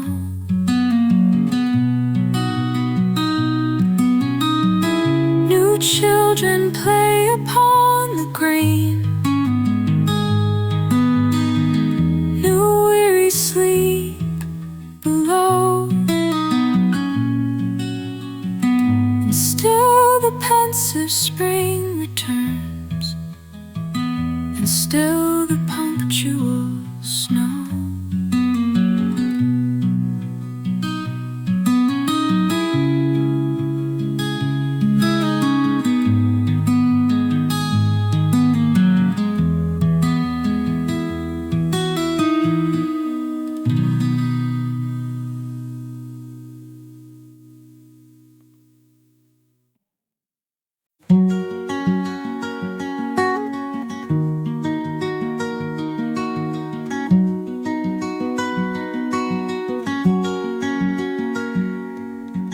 Pink, small and punctual, aromatic glow, covert in April, candid in May, dear to the moss, known by the knoll, next to the robin in every human soul, bold little beauty bedecked with thee. Nature forswears antiquity.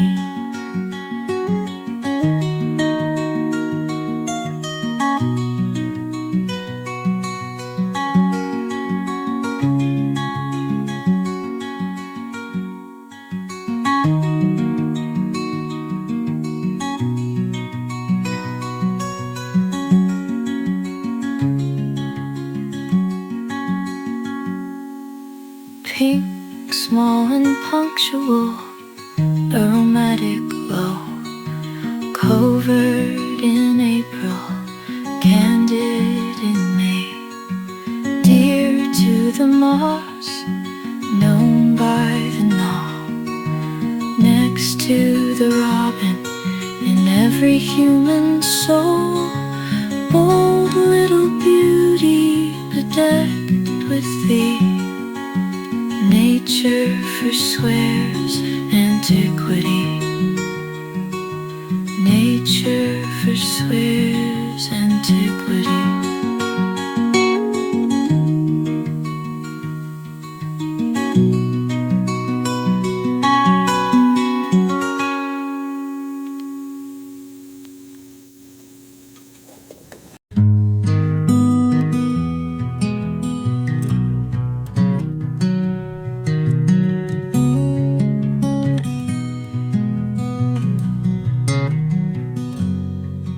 Why the murmur of a bee, a witchcraft yieldeth me? If any ask me why, 'twere easier to die than tell. The red upon the hill taketh away my will. If anybody sneer, take care, for God is here. That's all. The breaking of the day addeth to my degree. If any ask me how, artist who drew me so,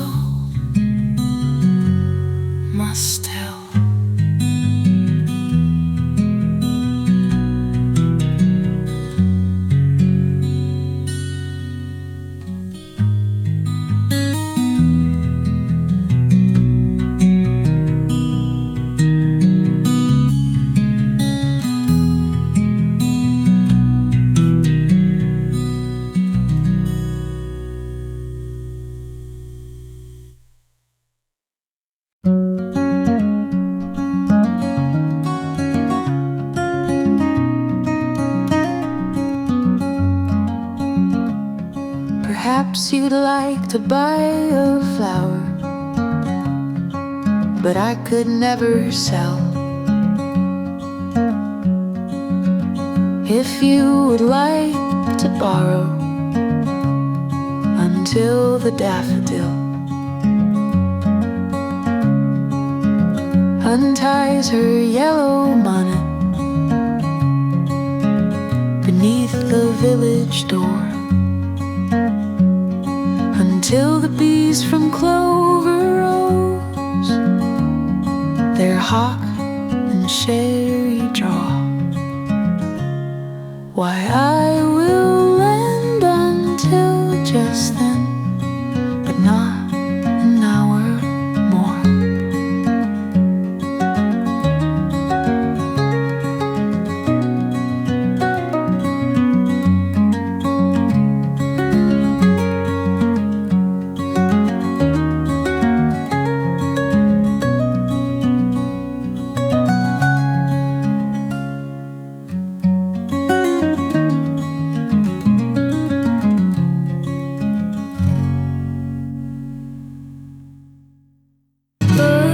Pedigree of honey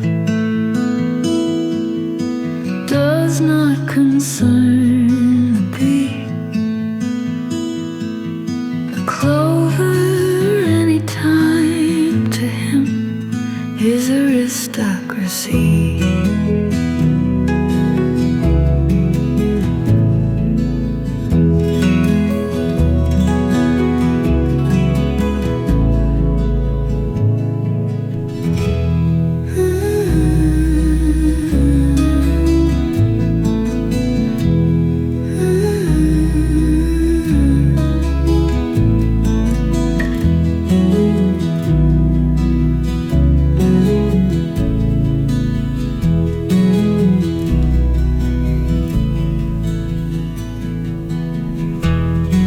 The pedigree of honey does not concern the bee. A clover any time to him is aristocracy.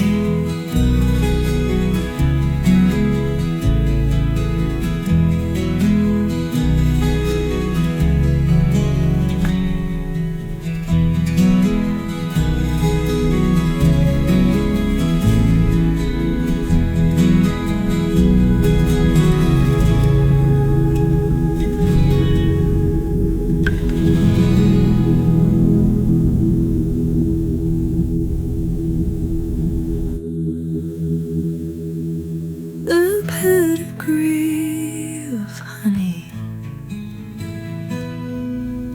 does not concern the bee.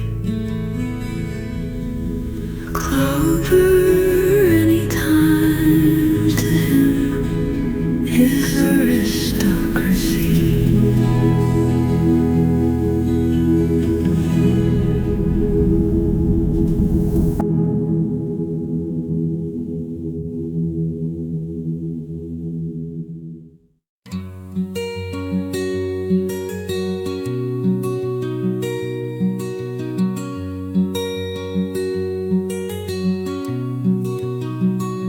Some keep the Sabbath going to church. I keep it staying at home, with a bobolink for a chorister and an orchard for a dome. Some keep the Sabbath in surplice. I just wear my wings, and instead of tolling the bell for church, our little sexton sings.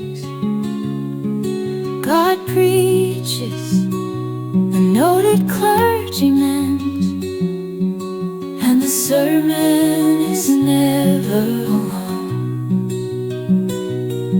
So instead of getting to heaven at last, I'm going all along.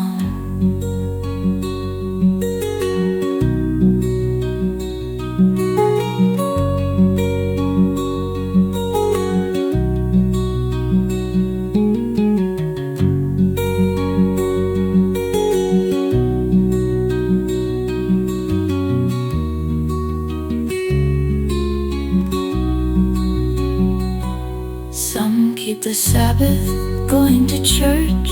I keep it staying at home, with a bobolink for a chorister and an orchard for a dome.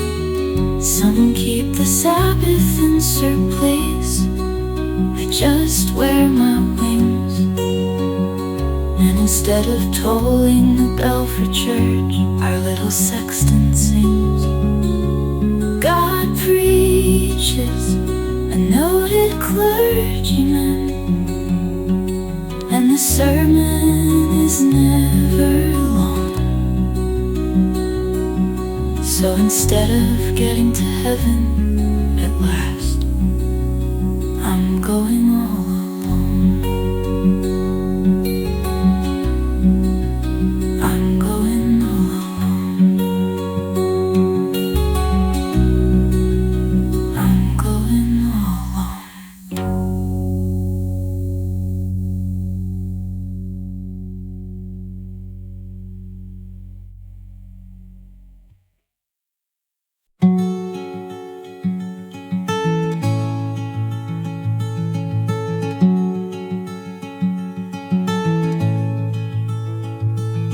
The bee is not afraid of me.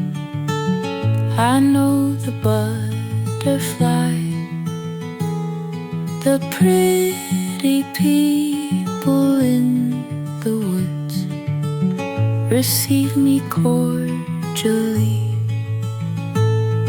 The brooks laugh louder when I come. The breezes madder play. Wherefore mine eyes lie silver mists? Wherefore, O summer's day?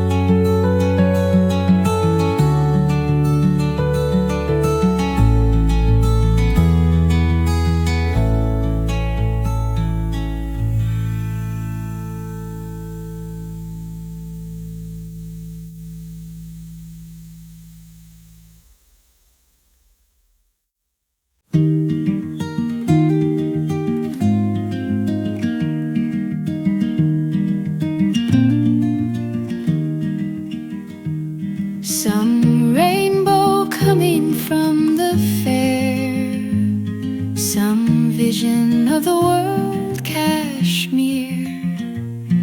I confidently see, or else a peacock's purple train, feather by feather on the plain, fritters itself away. The dreamy butterfly's best ear, lethargic pools resume the whir of last year's sunder tune from some old fortress on the sun. Baronial bees march one by one in murmuring platoon. The robins stand as thick today as flakes of snow stood yesterday on fence and roof and twig.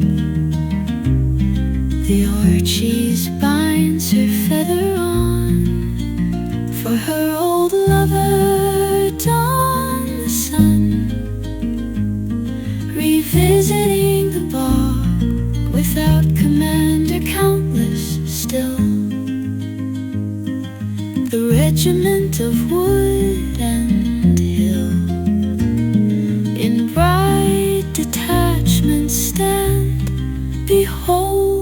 whose multitudes are these? The children of whose turban seas, or what Circassian land?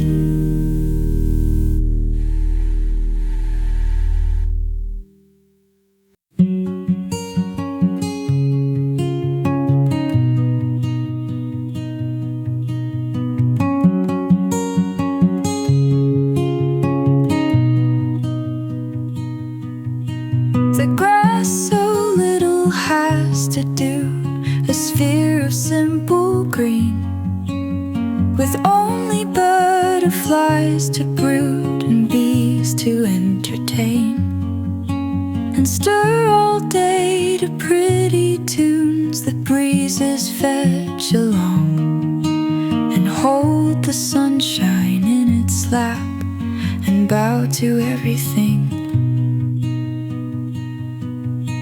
and thread the dews all night like pearls and make itself so fine.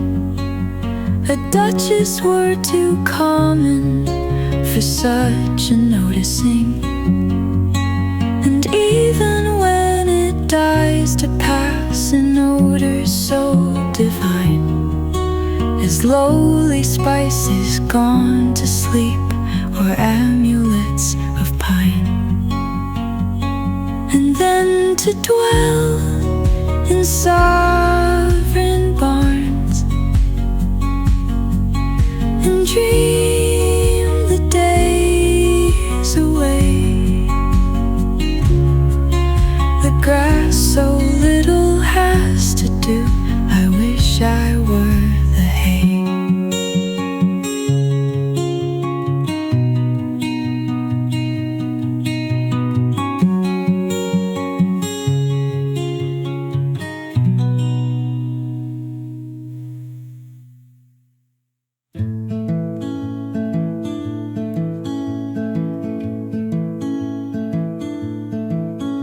A little road not made of man, enabled of the eye, accessible to thrill of bee or card of butterfly.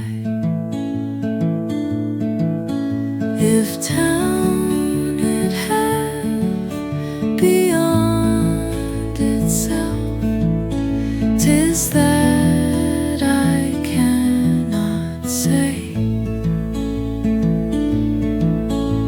I only sigh, no vehicle bears me along that way.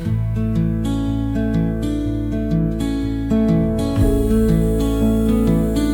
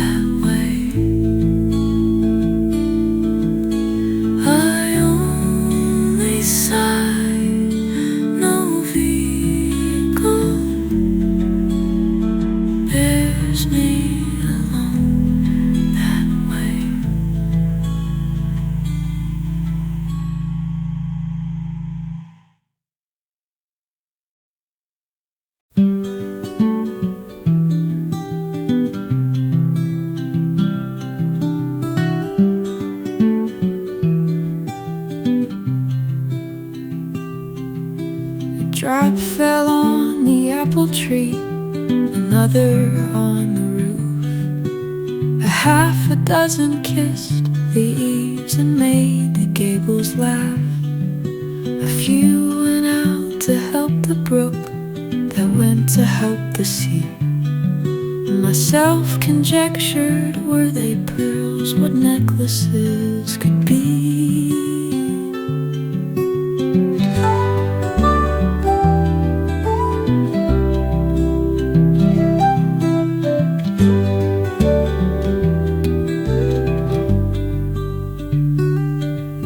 The dust replaced and hoisted roads, the birds jocoser sung. The sunshine threw his hat away, the orchard spangles hung. The breezes brought dejected lutes and bathed them in the glee. The east put out a single flag and signed the fade away.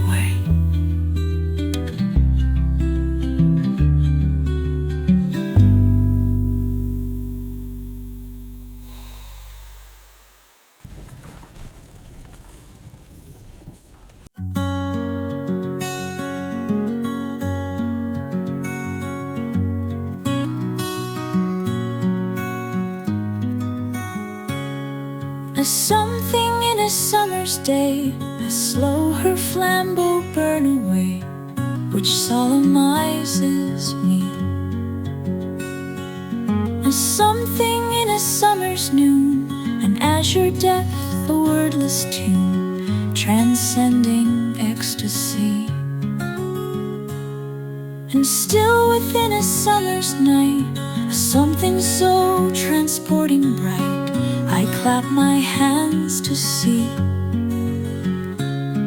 then veil my too inspecting face, lest such a subtle shimmering grace flutter too far for me.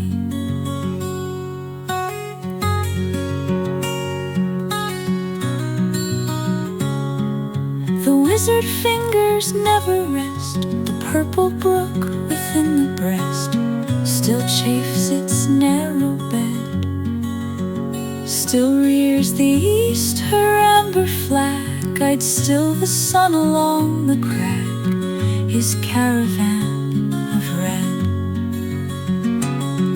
Like flowers that heard the tale of dews, but never deemed the dripping price, awaited their low brows, or bees that thought the summer's name some rumor of delirium no summer could for them.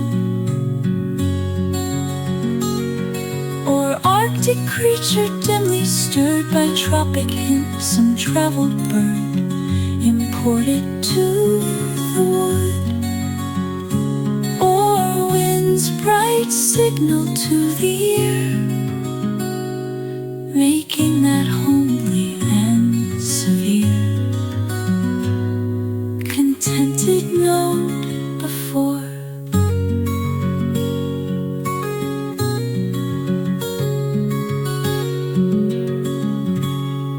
The heaven unexpected came to lives that thought they're worshipping a too presumptuous song.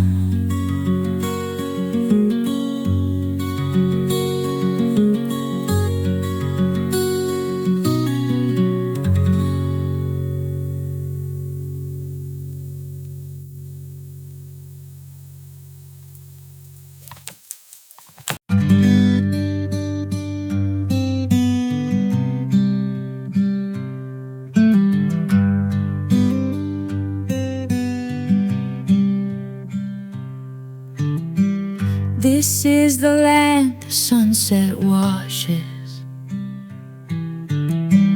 These are the banks of the yellow sea,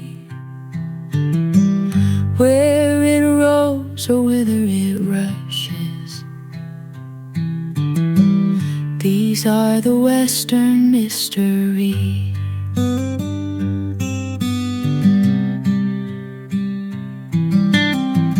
Night after night, her purple traffic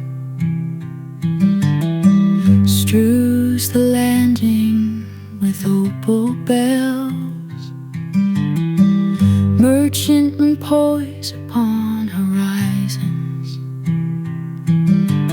dip and vanish with fairy sails.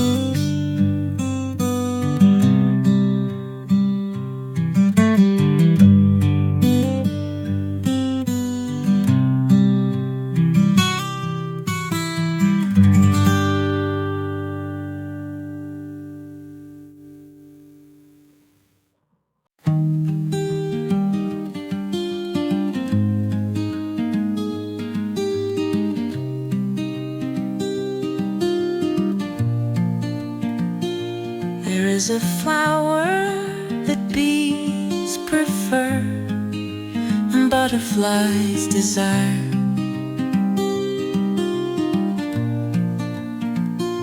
to gain the purple democrat the hummingbirds aspire.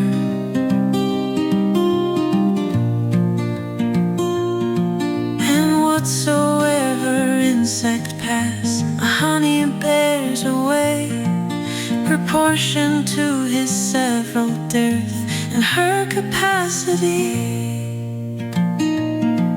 Her face is rounder than the moon and ruddier than a gown of orches in the pasture or rhododendron worn. She doth not wait for June before the world is green.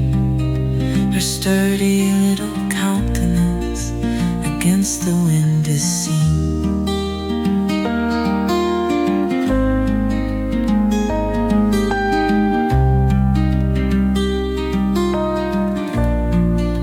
Contending with the grass, near kinsmen to herself, for privilege of sight and sight,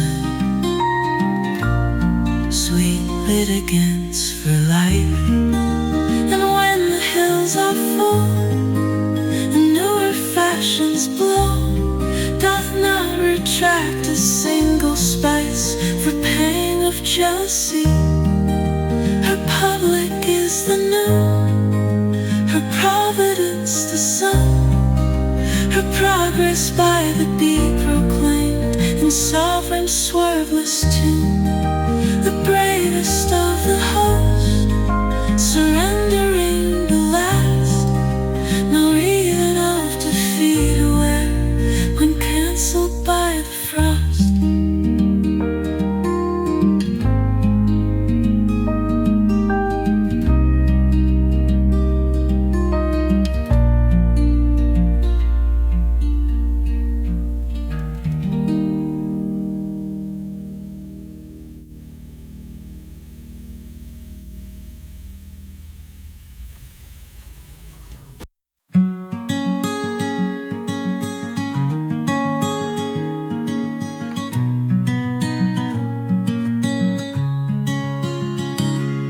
Like trains of cars on tracks in plush, I hear the level beat.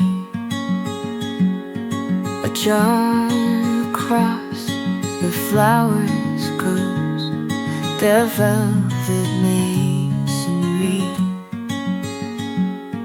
with stems until the sweetest salt their chivalry consumes, while he victorious tilts away to vanquish other blooms.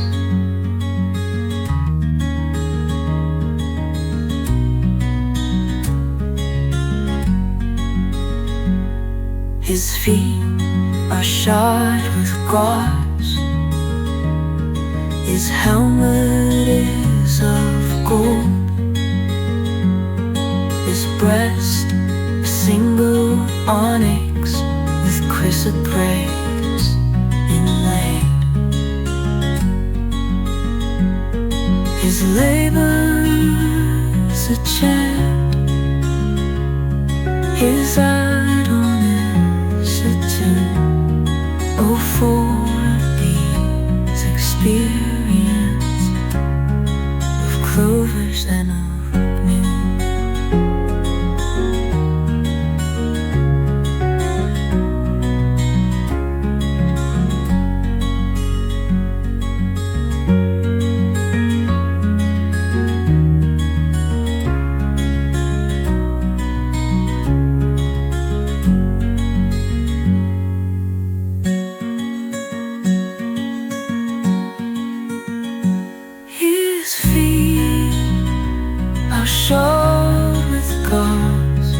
His helmet is of gold, his breast a single honest, with chrysoprase inlaid. His labor is a chant, his idleness a tune. Oh, for a bee's experience with clovers and a noon.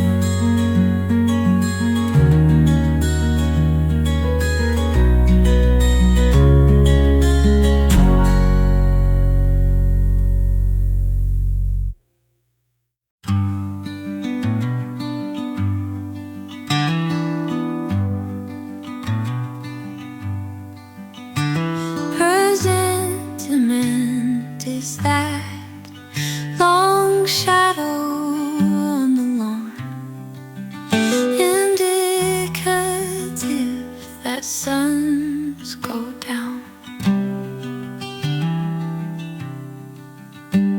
The notice to the startled grass that darkness is about to brass.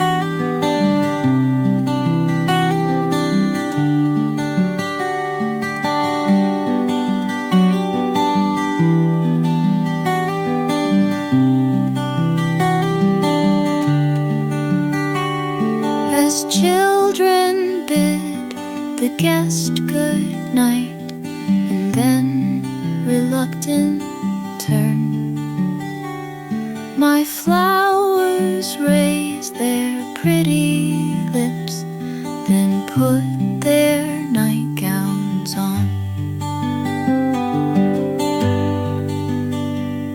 As children caper when they wake, merry that it is morn, my flowers from 100 cribs will peep and prance again.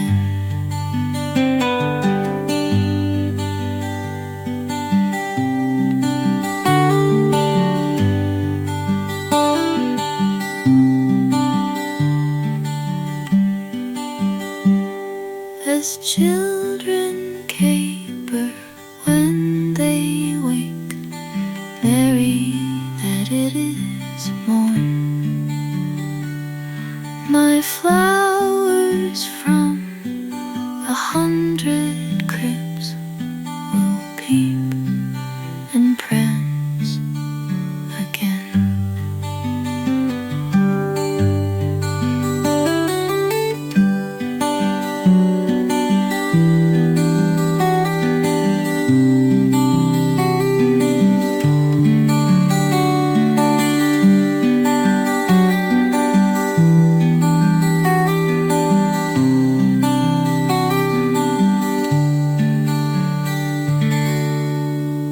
As children bid the guest good night, and then reluctant turn, my flowers raise their pretty lips, then put their nightgowns on.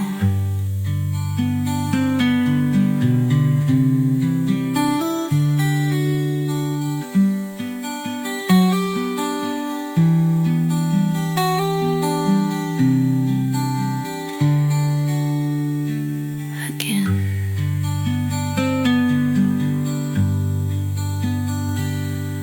As children caper when they wake,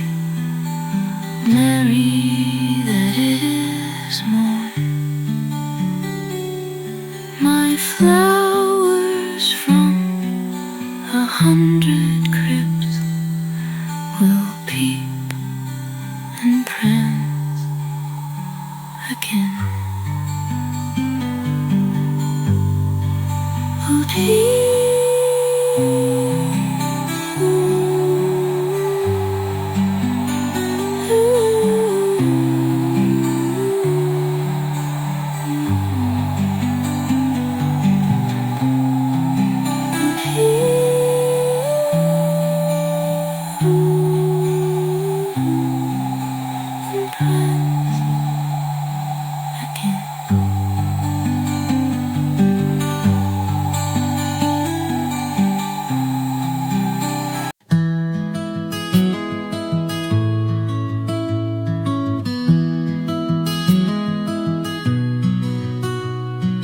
Angels in the early morning may be seen the dews among, stooping, plucking, smiling, flying to the buds to them alone.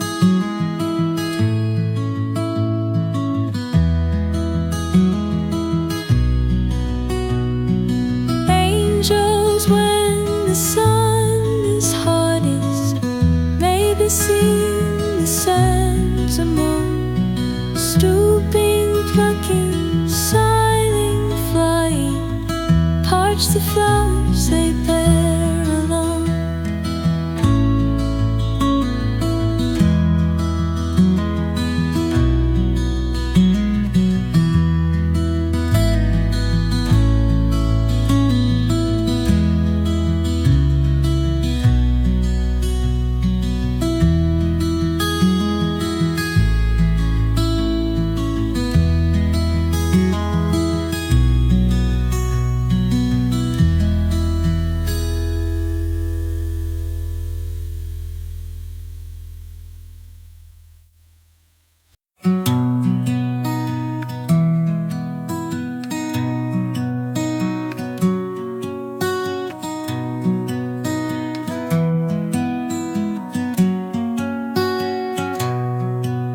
So bashful when I spied her, so pretty, so ashamed, so hidden in her leaflets, lest anybody find. So breathless till I passed her, so helpless when I turned and bore her struggling, blushing, her simple haunts beyond. For whom I robbed the dingle, for whom betrayed the dell, many will doubtless ask me, but I shall never tell.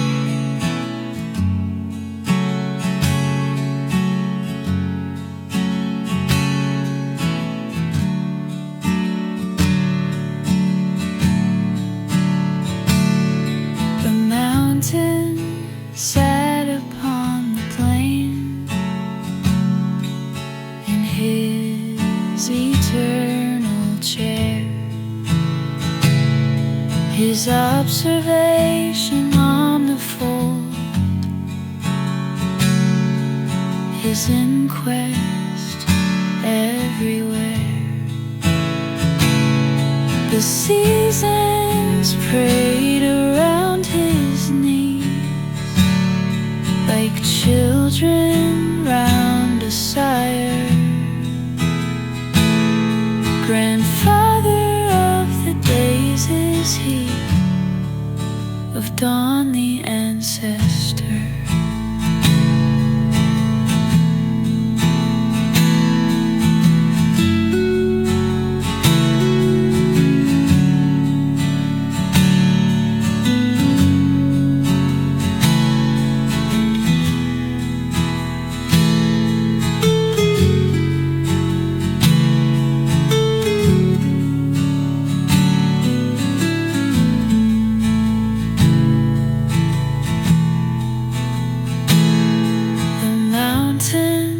Sat upon the plain in his eternal chair. His observation omnifold, his inquest everywhere. The seasons prayed around his knees, like children round a sire. Grandfather of the days is he, of dawn the ancestor. Of dawn the ancestor. Of dawn the ancestor.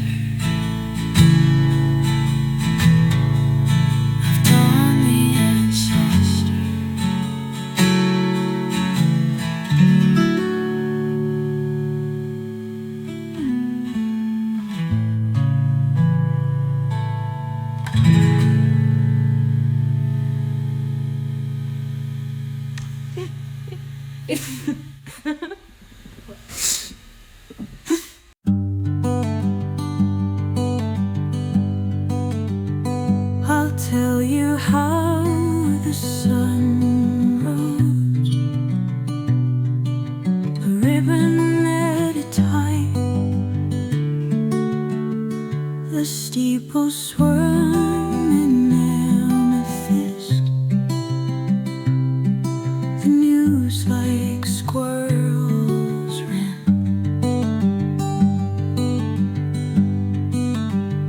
The hills untied their bonnets, the bubbling's begun. And I said softly to myself, that must have been the sun. But how he said, I know not. There seemed a purple star, which little yellow boys and girls were climbing all the while. Till when they reached the other side, a dominant gray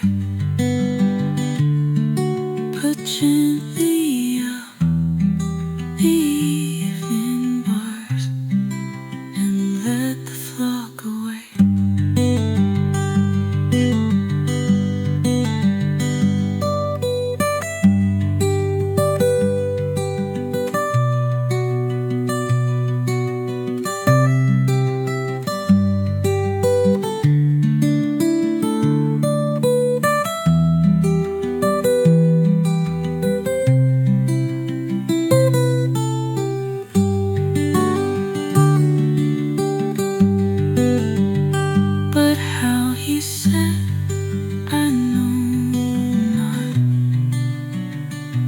seen the purple sky, which little yellow boys and girls were climbing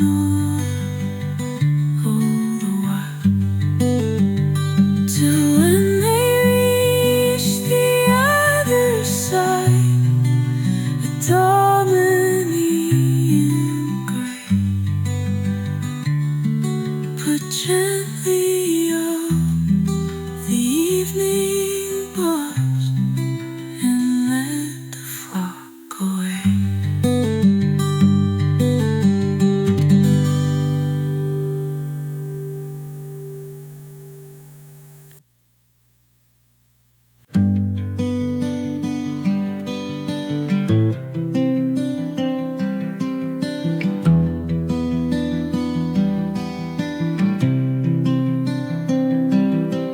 The bird of flies assumption gown in chrysoprase apartments hung this afternoon put on.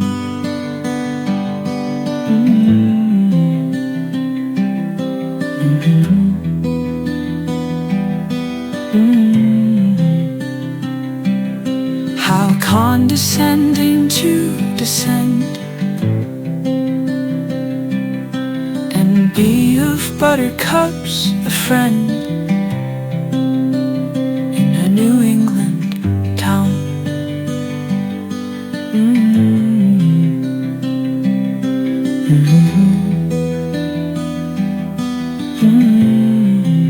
In a New England town.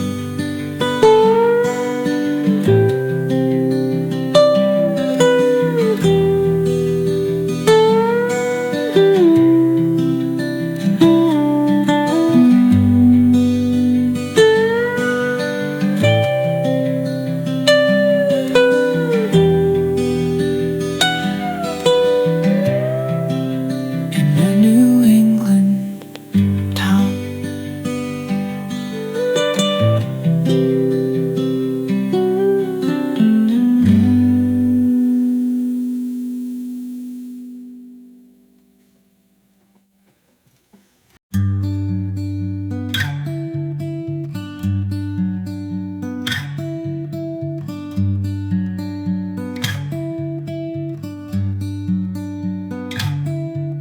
Of all the sounds dispatched abroad, there's not a charge to me like that old measure in the boughs, that phraseless melody. The wind is working like a hand whose fingers brush the sky, then quiver down with tufts of tune, permitted gods and me.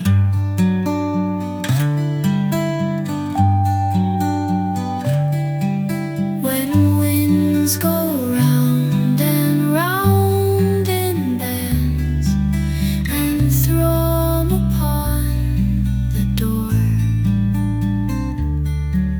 and birds take places overhead to bear them orchestra, I crave embrace of summer boughs, if such an outcast be. He never heard that fleshless chant rise song in the tree, as if some caravan of sound on deserts in the sky had broken rank, then and past in seamless company.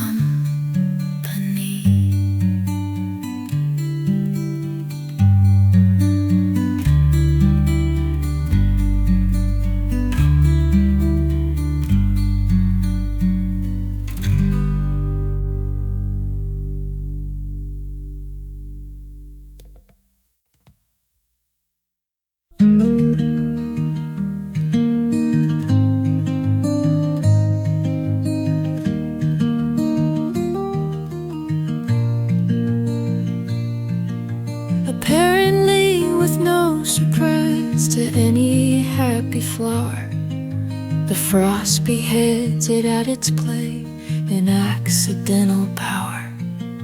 The blonde assassin passes on, the sun proceeds unmoved to measure off another day for an approving God.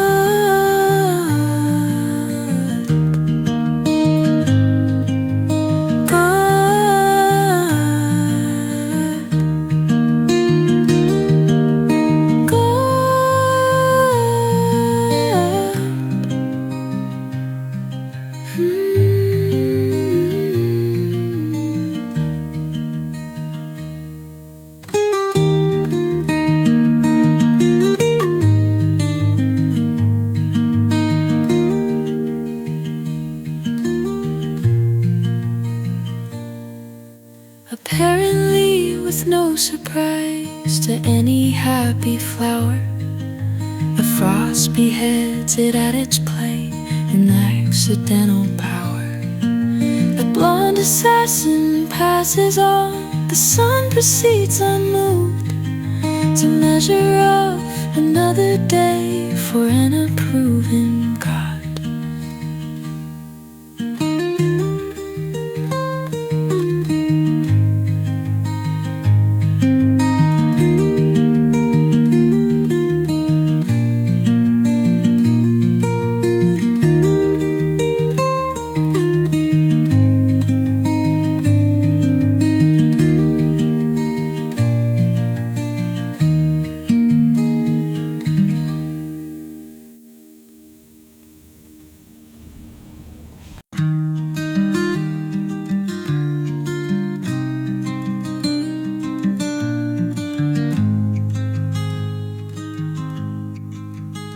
Twas later when the summer went than when the cricket came, and yet we knew that gentle clock meant naught but going home. 'Twas sooner when the cricket went than when the winter came, yet that pathetic pendulum keeps esoteric time.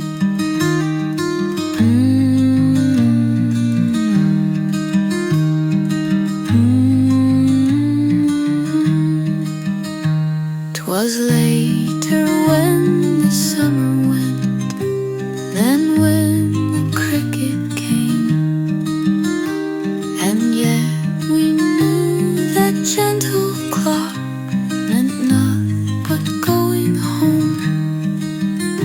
'Twas sooner when the cricket went than when the winter came, yet that pathetic pendulum keeps esoteric time.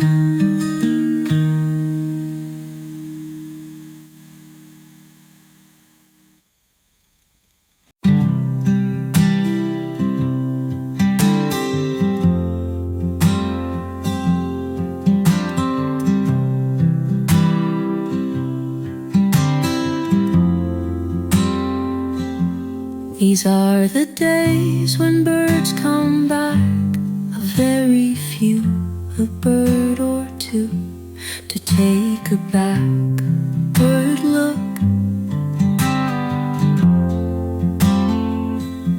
These are the days when skies put on the old old sophistries of June are blue and gold mistake. Oh, fraud that cannot cheat the beat, almost thy plausibility induces my belief, till ranks of seeds their witness bear. Softly through the altered air hurries a timid leaf. O sacrament of summer days, O last communion in the haze, permit a child to join thy sacred emblems, to partake thy consecrated bread to break. Taste thine immortal wine.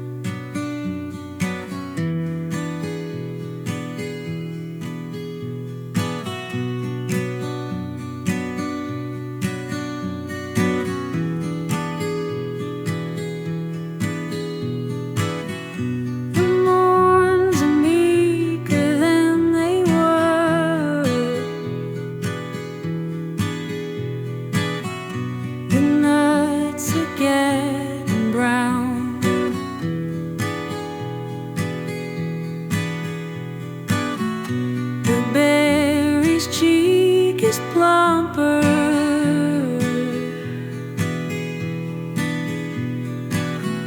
the rose is out of town.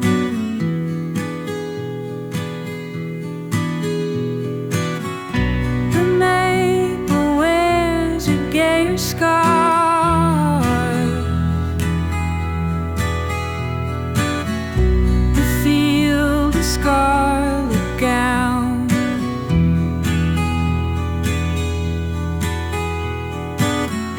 Lest I should be old-fashioned,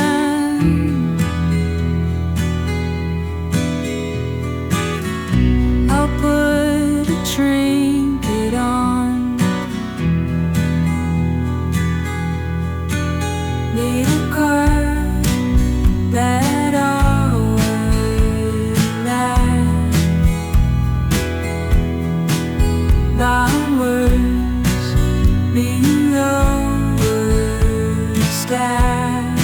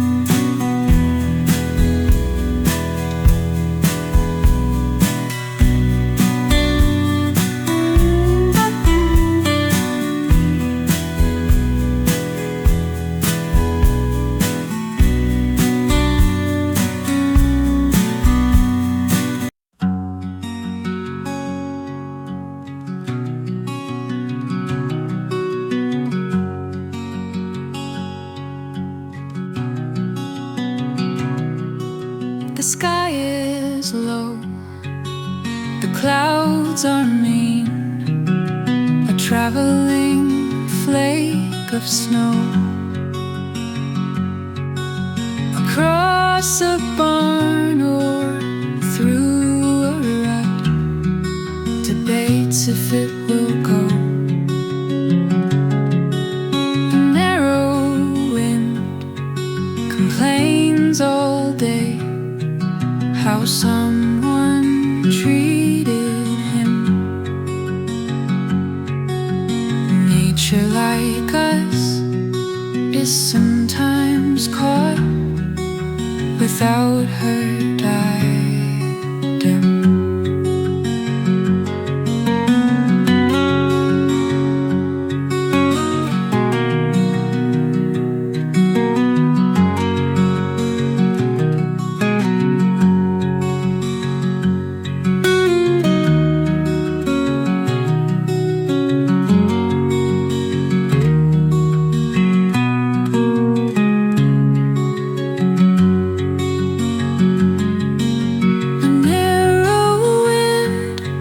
Complains all day how someone treated him.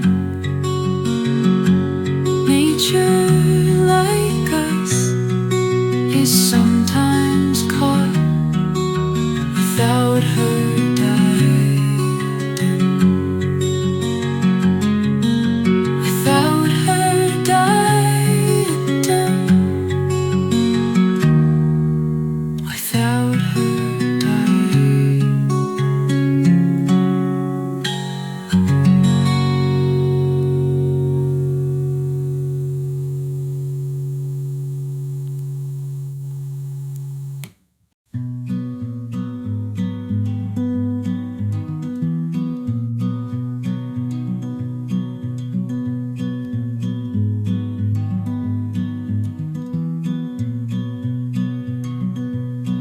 I think the hemlock likes to stand upon a marge of snow.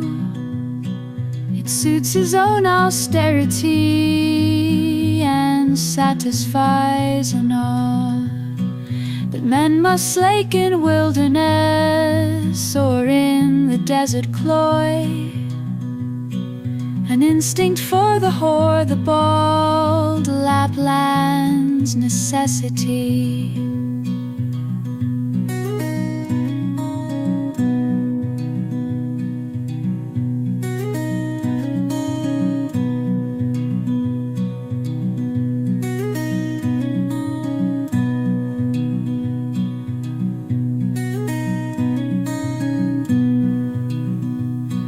The hemlock's nature thrives on cold, the gnash of northern winds. His sweetest nutriment to him, his best Norwegian wines. To satin races he is not, but children on the dun. Beneath his tabernacles play, and niper wrestlers run.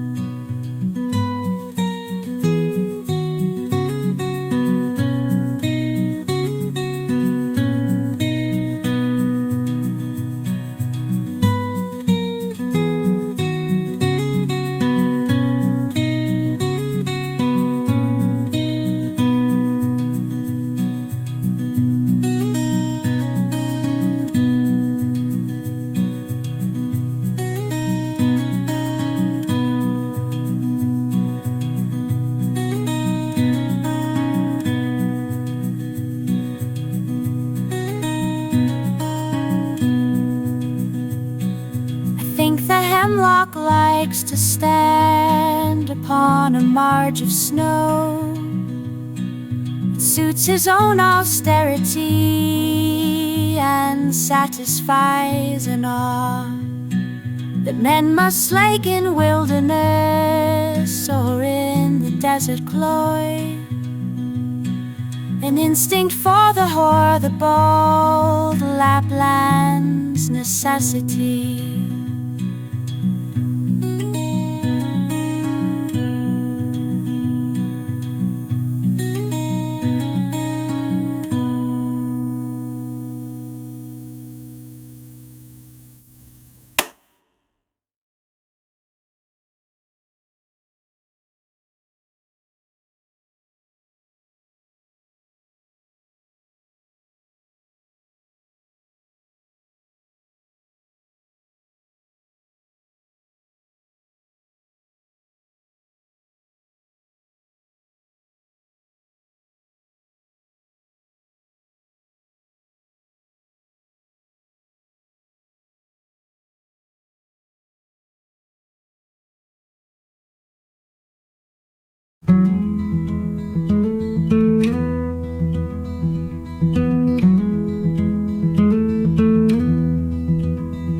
There's a certain slant of light on winter afternoons that oppresses like the weight of cathedral tunes. Heavenly hurt it gives us, we can find no scar, but internal difference where the meanings are. None may teach it anything, 'tis the seal despair, an imperial affliction sent us of the air.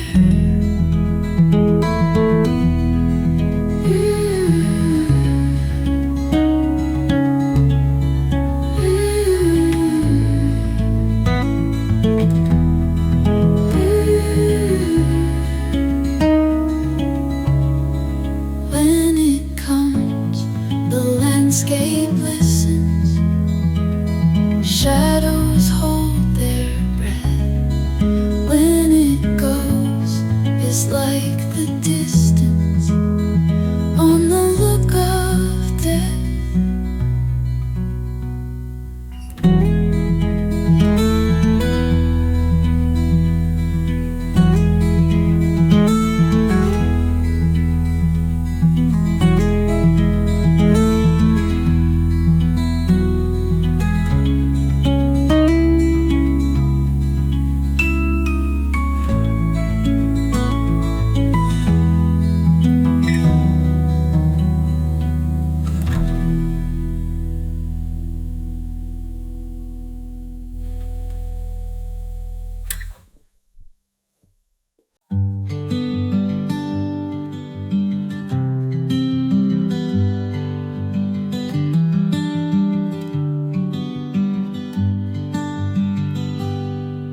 One dignity delays for all, one mitred afternoon.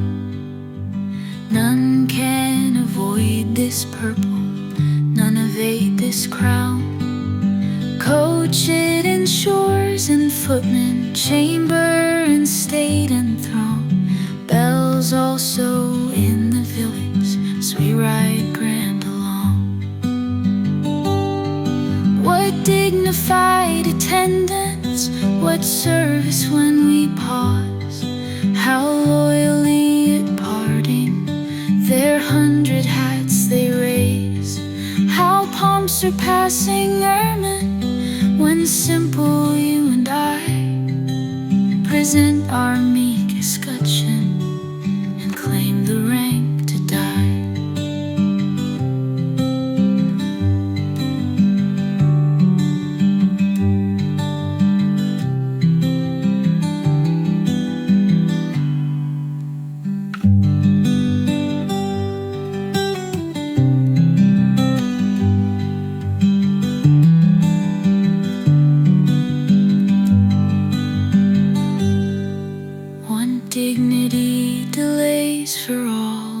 mitred afternoon. None can avoid this purple, none evade this crown. Coached in shores and footmen, chamber and state and throng. Bells also in the village as we ride grand along. What dignified attendance, what service when we pause. How loyally at parting their 100 hats they raise.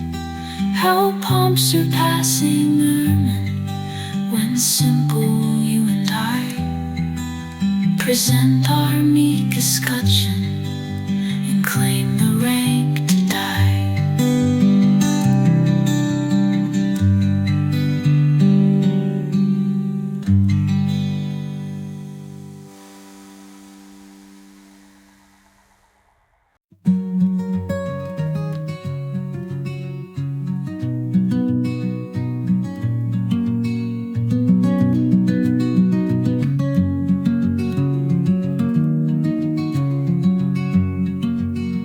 Delay till she had ceased to know.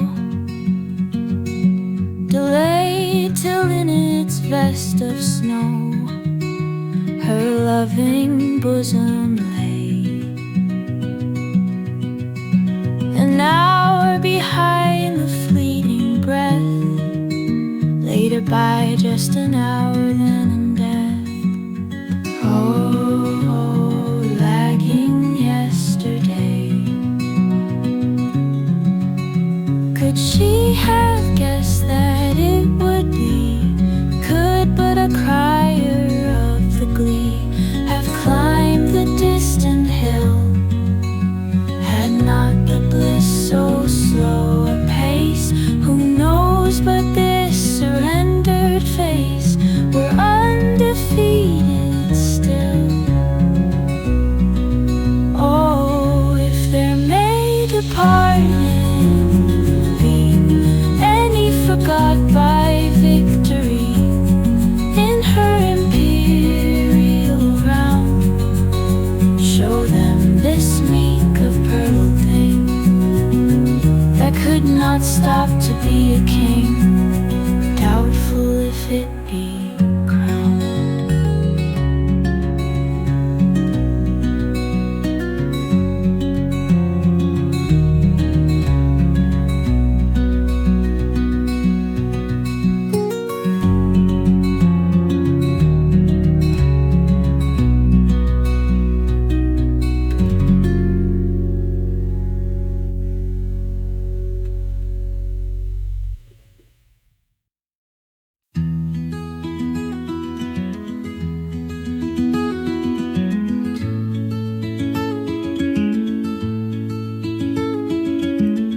Departed to the judgment, a mighty afternoon. Great clouds like ushers leaning, creation looking on.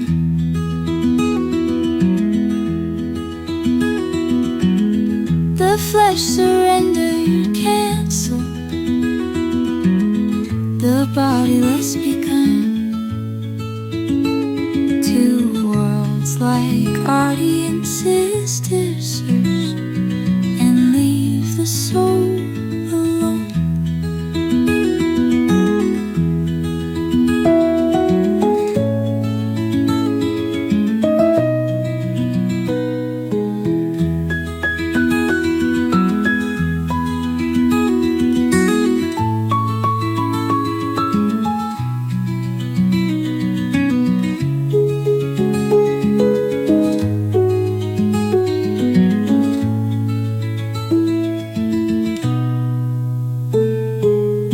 Departed to the judgment,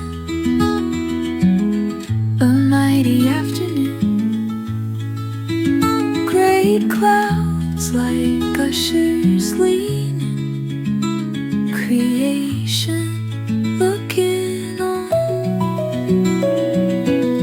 The flesh surrendered, cancelled, the bile has begun. Two worlds like audiences disperse and leave the soul alone.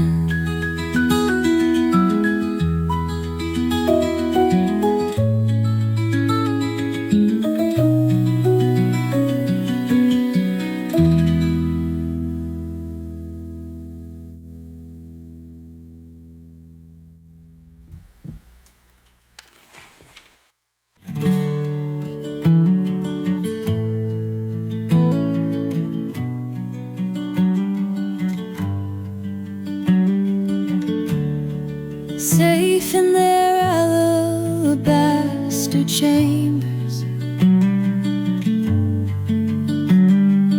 untouched by morning and untouched by noon, sleep the meek members of the resurrection. Rafter of satin and roof of stone, light laughs the breeze in her castle of sunshine, babbles the bee in a stolid ear, pipe the sweet birds in ignorant cadence. What sagacity perished here?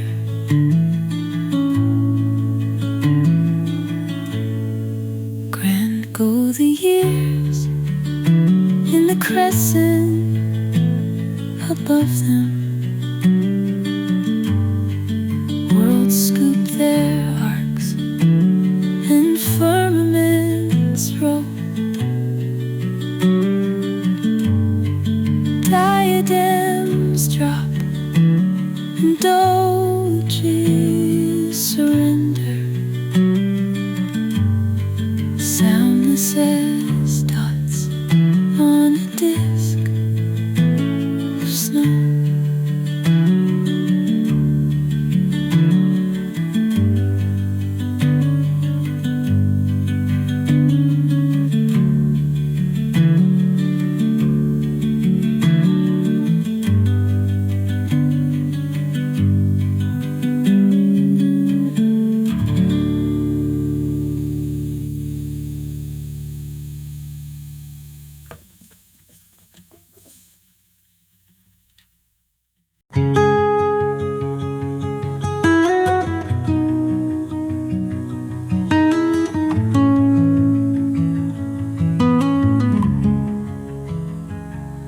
On this long storm the rainbow rose.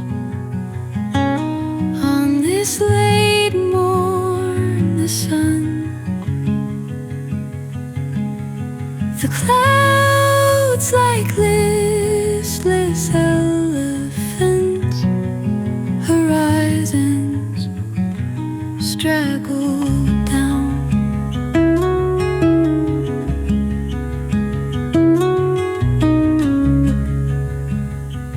The birds rose smiling in their nests. The gales indeed were done.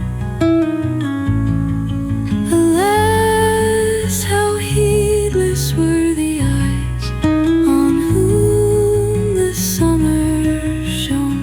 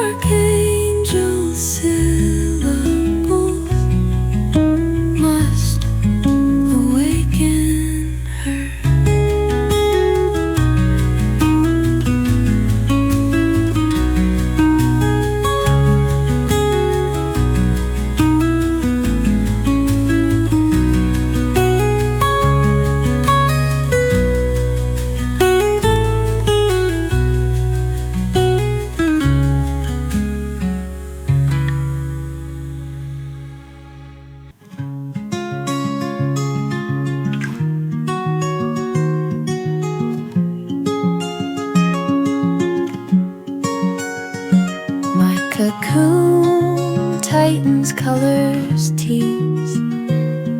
I'm feeling for the air,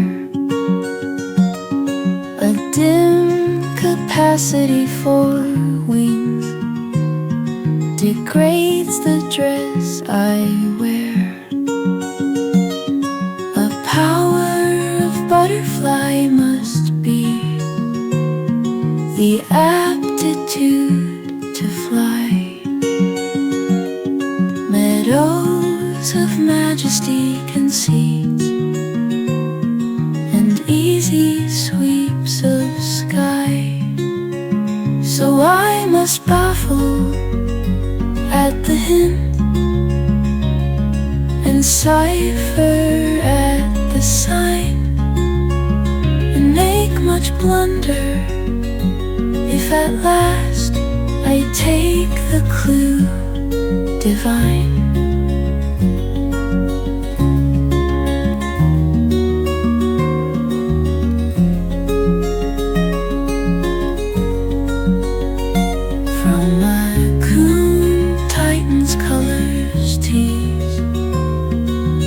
Feeling for the air,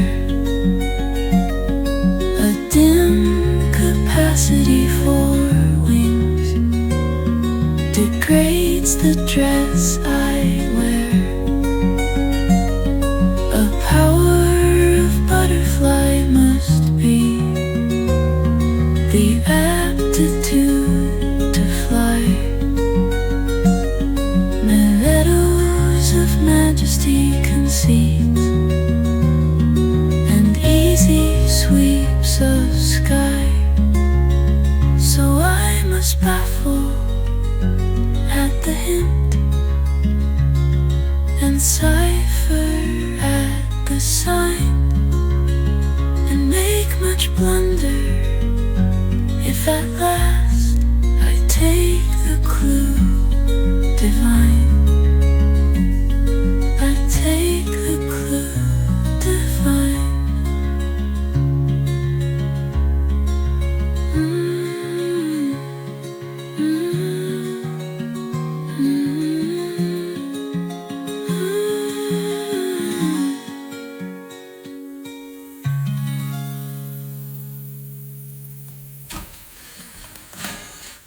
So I must baffle at the hint,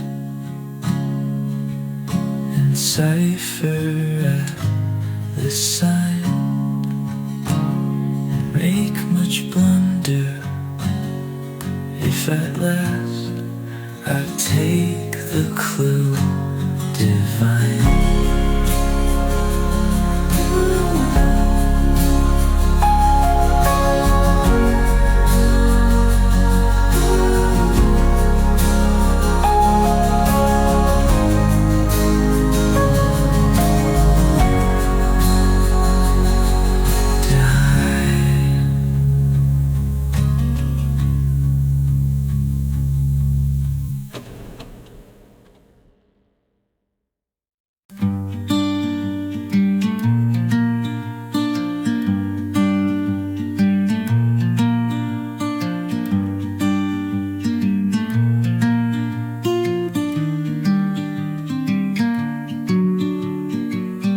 Exaltation is the going of an inland soul to sea, past the houses, past the headlands, into deep eternity.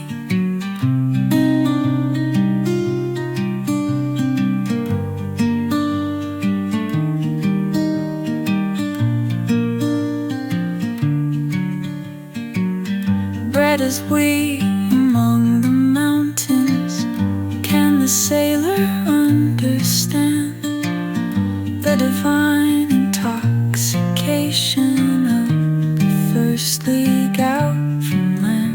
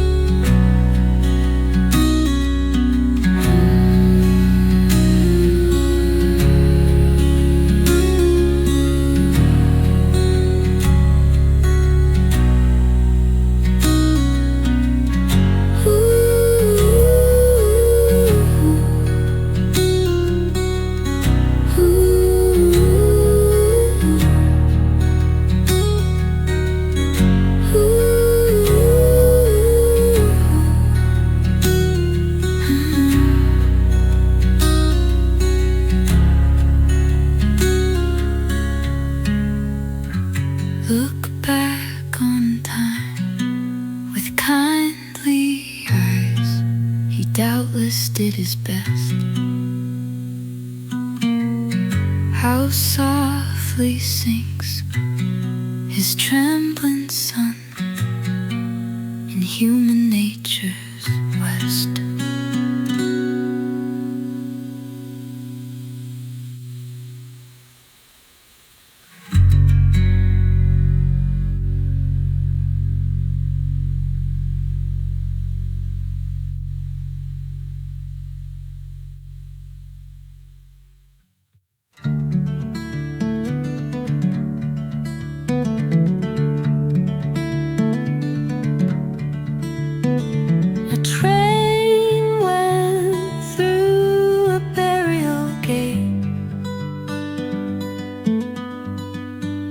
A bird broke forth and sang, and trilled and quivered and shook his throat, till all the churchyard rang.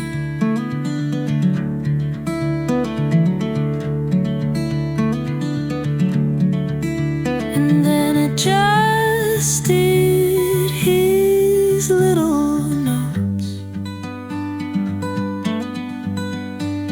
and bowed and sang again. Doubtless he thought it need of him to say goodbye to men.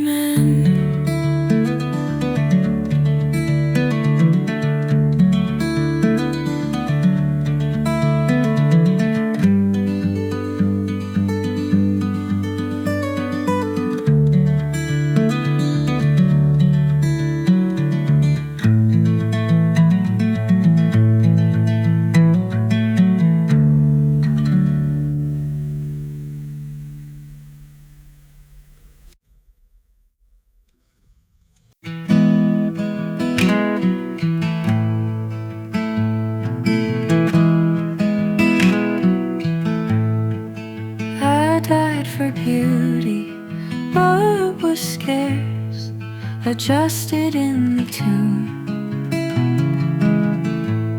When one who died for truth was lain in an adjoining room, he questioned softly why I failed. For beauty I replied, for truth, the two are one, we brethren are, he said. And so as kinsmen met at night, we talked between the rooms until the moss had reached our lips and covered up our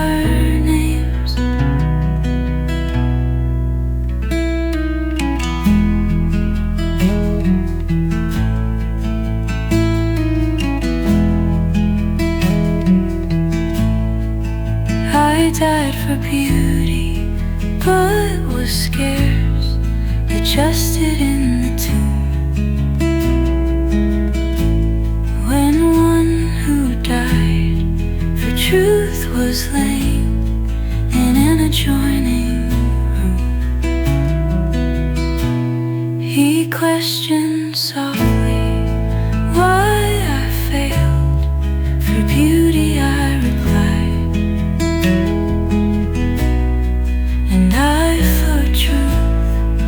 two are one, we brethren are, he said. And so as kinsmen met at night, we talked between the rooms until the moss had reached our lips and covered up our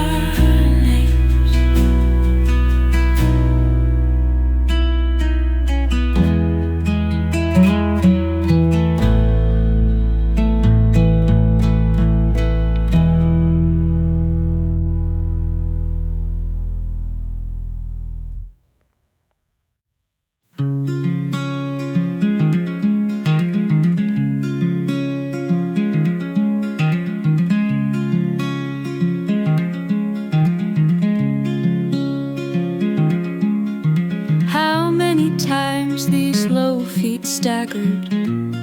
Only the soldered mouth can tell. Try, can you stir the awful rivet?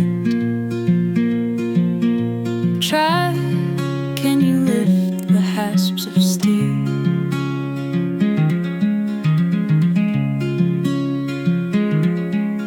Stroke the cool forehead hot so often. Lift if you can the listless hair. Handle the adamantine fingers.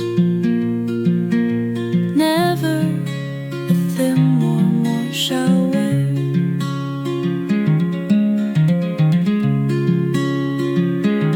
Buzz the dull flies on the chamber window. Brave shines the sun through the freckled pane. Fearless the cobweb swings from the ceiling. Indolent housewife in Daisy's lane.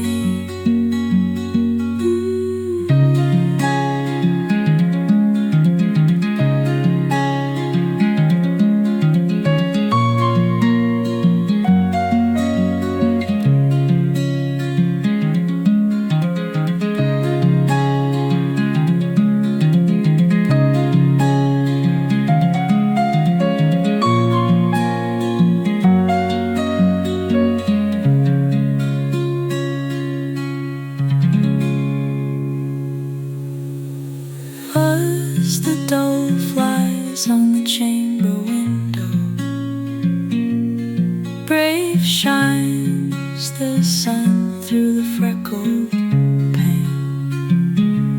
Fearless the cobweb swings from the ceiling. Indolent housewife in Daisy's lane.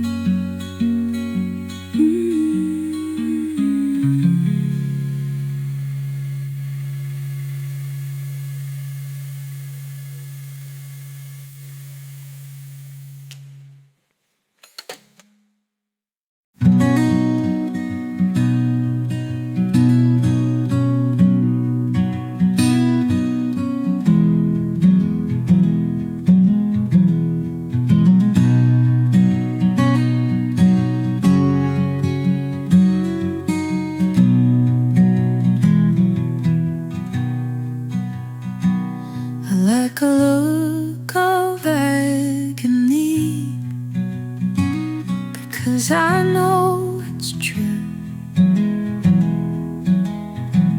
Men do not sham convulsion nor simulate a throe.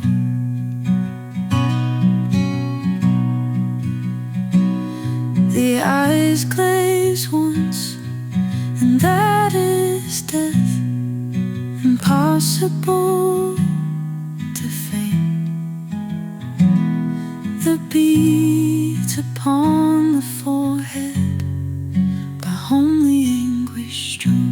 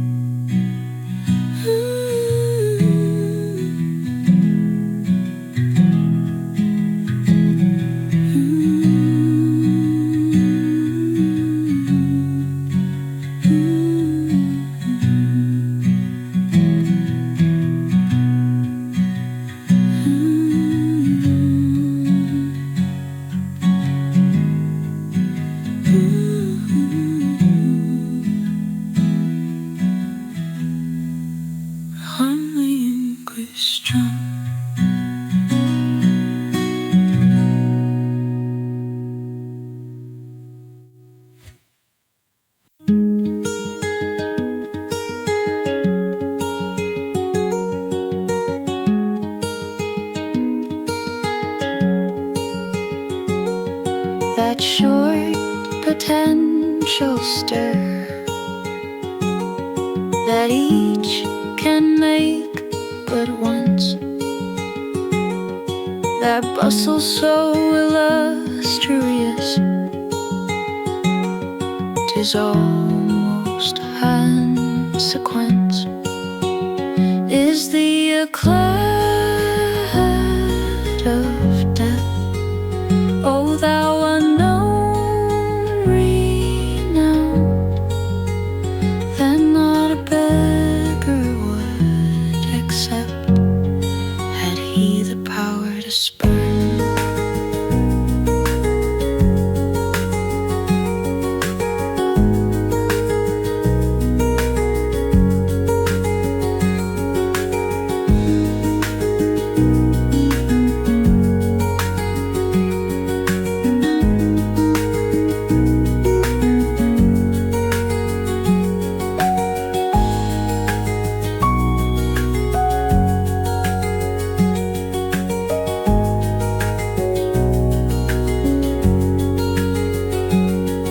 That short potential stir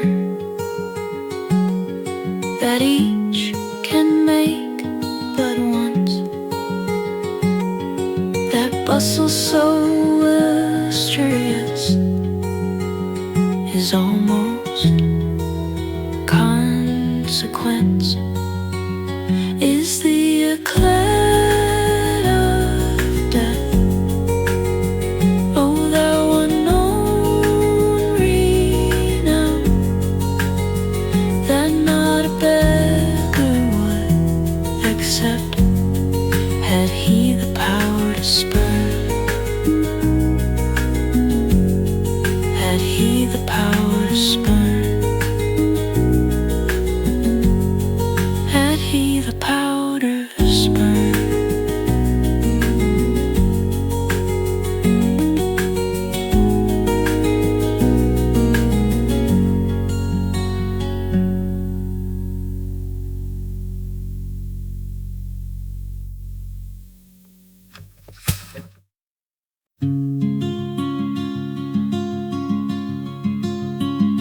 I went to thank her,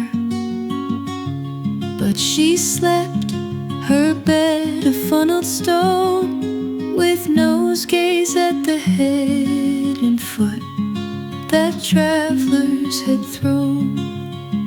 Who went to thank her, but she slept, 'twas short to cross the sea, to look upon her life alive, but turning back was slow.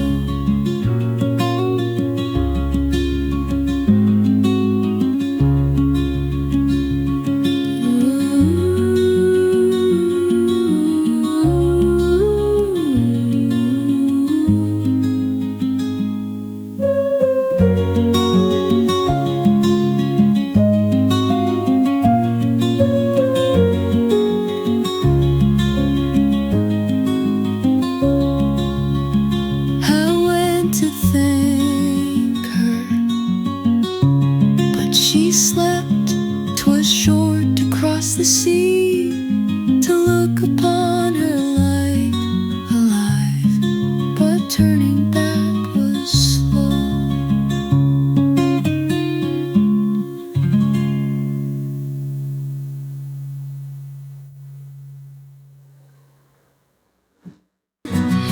I've seen a dying eye run round and round a room, in search of something, as it seemed, then cloudier become,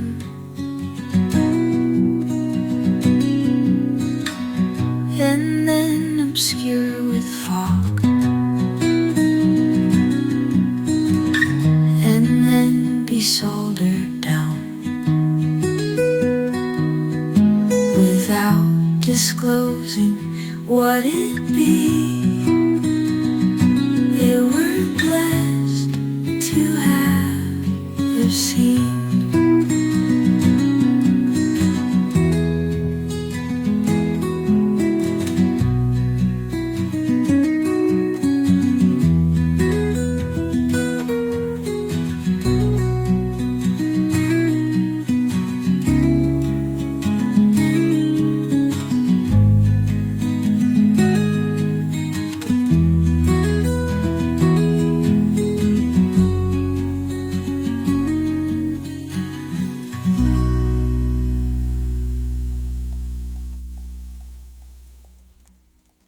The clouds, their backs together laid, the north begun to push.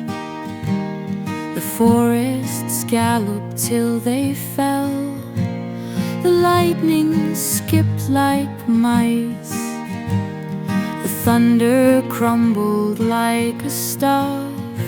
How good to be safe in tunes where nature's temper cannot reach, nor vengeance ever comes.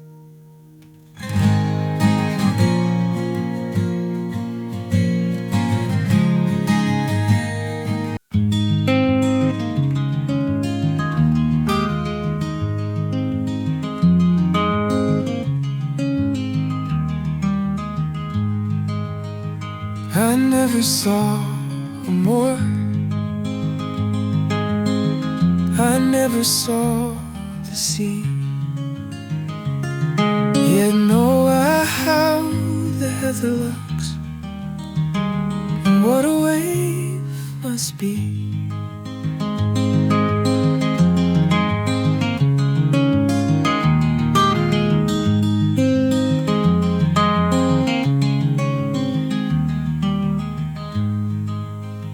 I never spoke with God,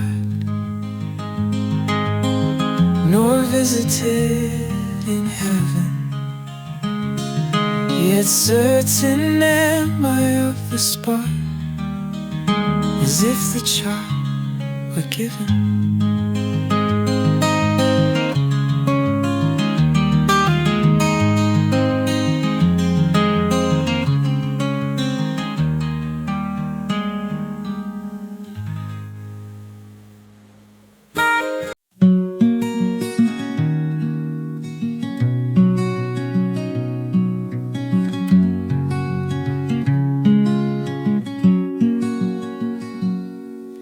God permits industrious angels afternoons to play. I met one, forgot my schoolmates, all for him straightway.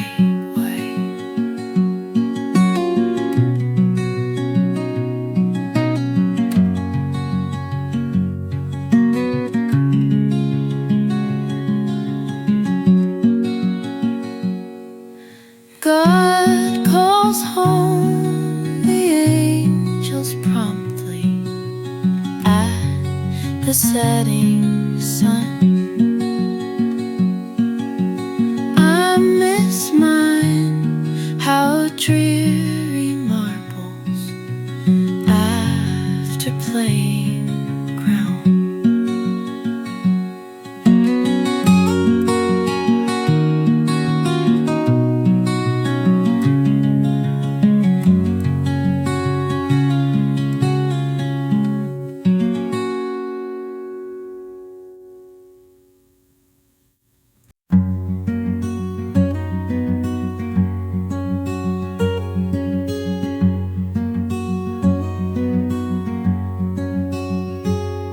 To know just how he suffered would be dear.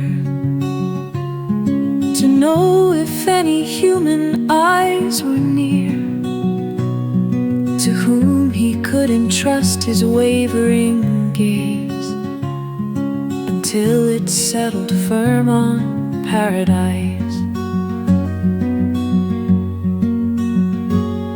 To know if he was patient, part content,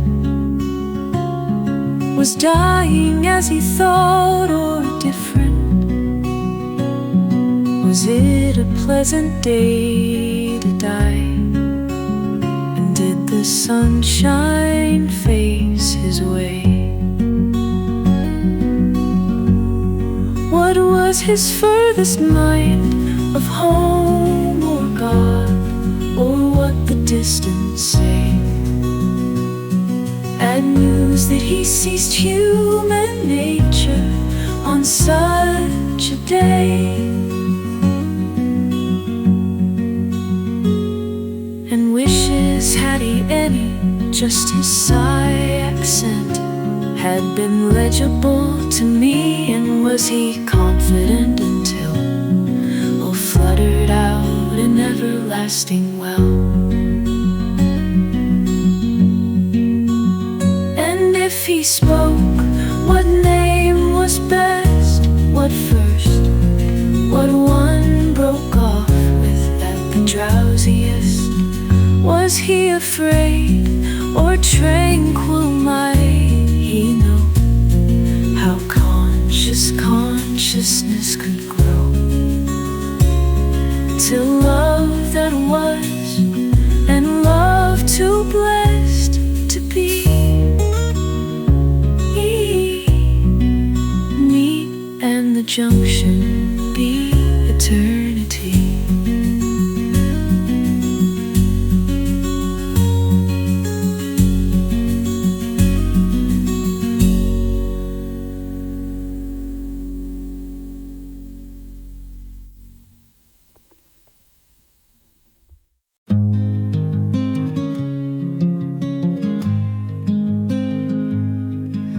Last night that she lived, it was a common night, except the dyingness to us made nature different.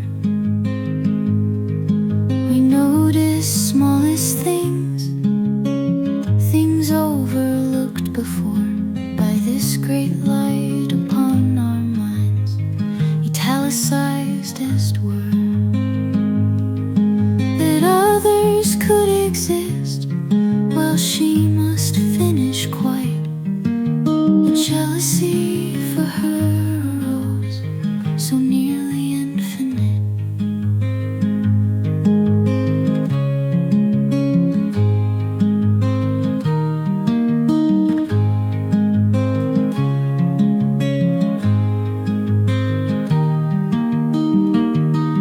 We waited while she passed. It was a narrow time. Too jostled were our souls to speak. At length the notice came. She mentioned and forgot, then lightly as a reed bent to the water, shivered scarce, consented, and was dead. And we placed the hair and drew the head erect, and then an awful leisure was our faith to regulate.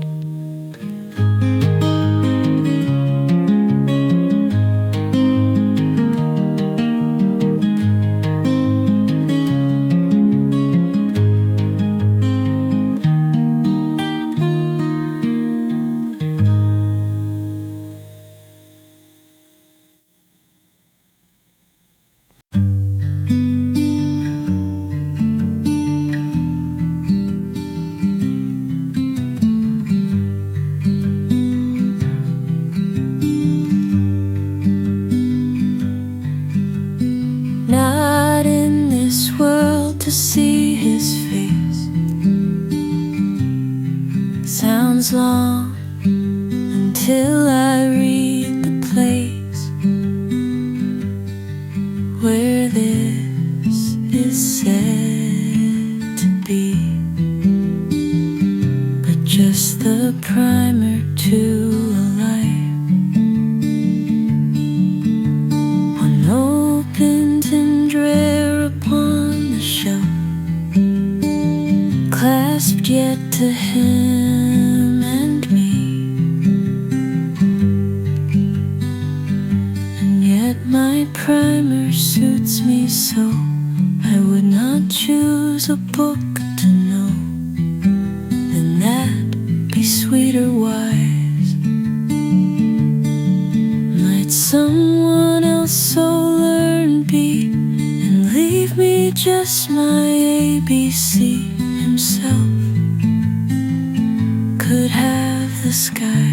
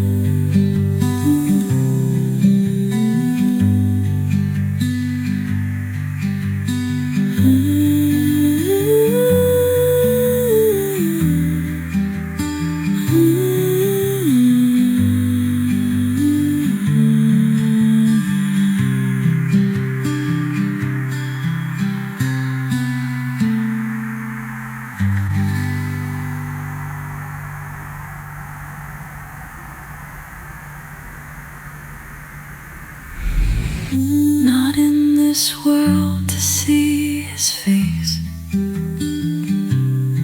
Sounds long until I read the place where this is said to be, but just the primer to a life in open rare upon the shelf, clasped yet to him and in me. And yet my primer suits me so, I would not choose a book to know, and that be sweet or wise. Might someone else so learn to be, and leave me just my ABC himself, could have the sky.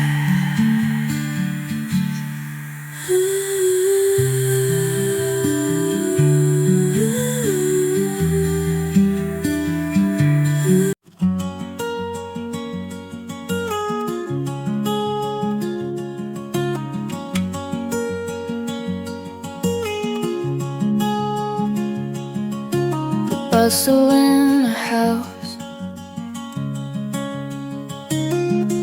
the morning after death is solemnest of industries enacted upon earth.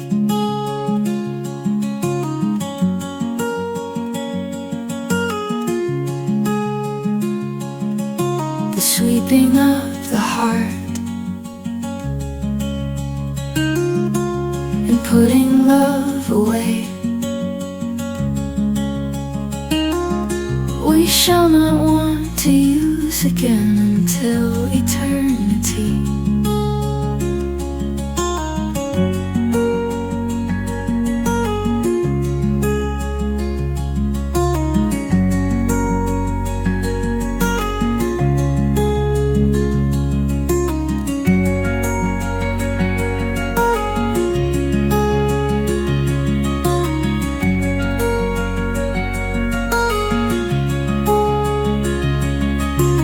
Bustle in a house, the morning after death is solemnest of industries enacted upon earth.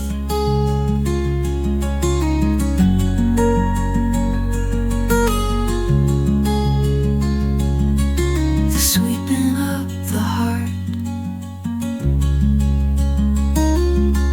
and putting love away. We shall not want to use close again into eternity.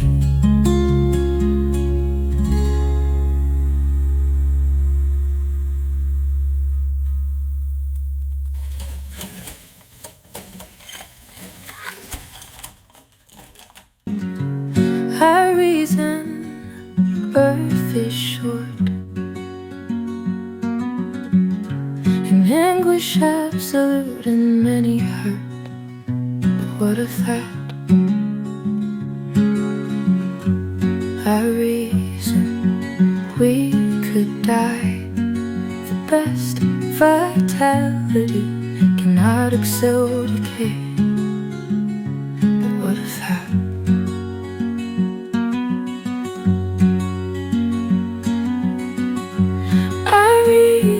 That in heaven somehow it will be even, some new equation given. But what of that?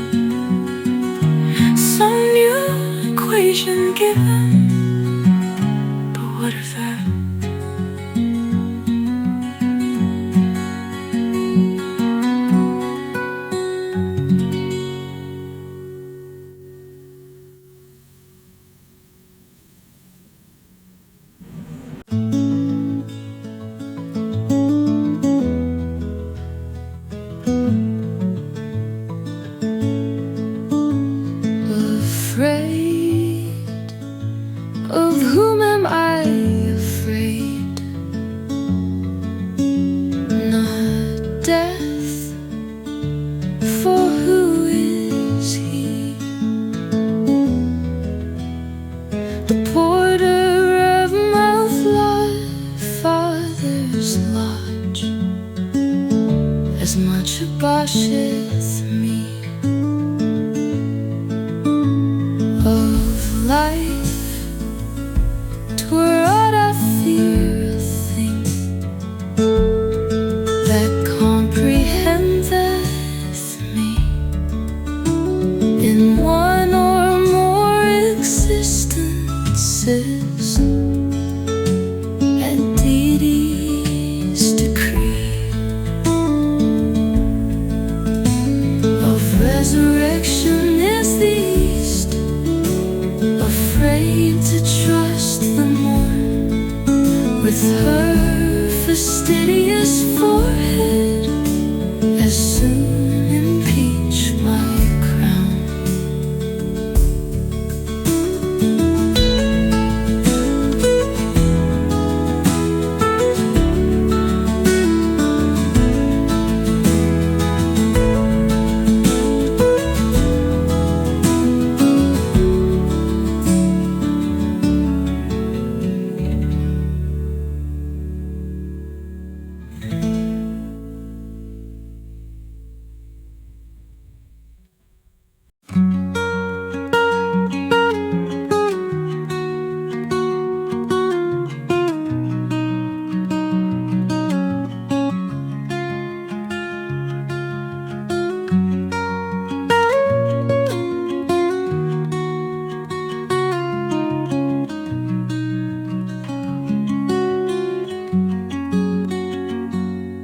The sun kept setting still,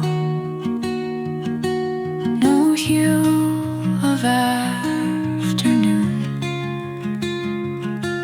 upon the village. I perceived from house to house was noon. The dusk kept dropping still,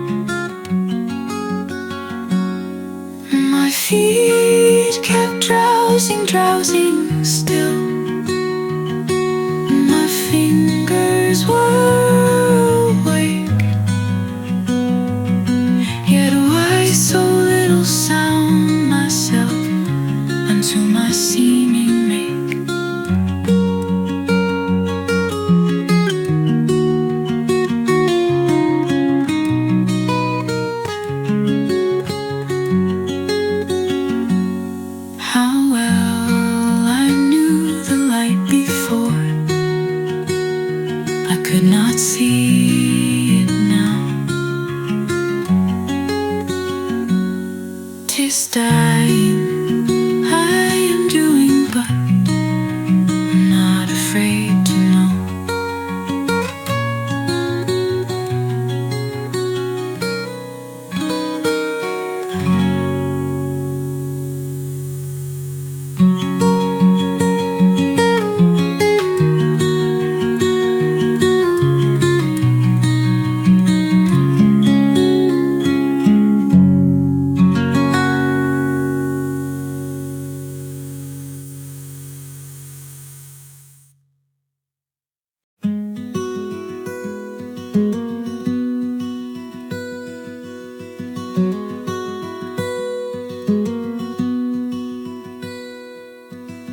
Two swimmers wrestled on the spar until the morning sun. When one turned smiling to the land, oh God, the other one.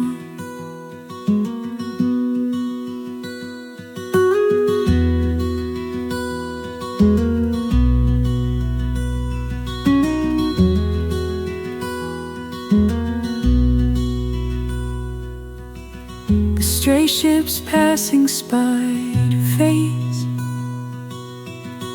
upon the waters borne, with eyes in death still begging raised, and hands beseeching throne.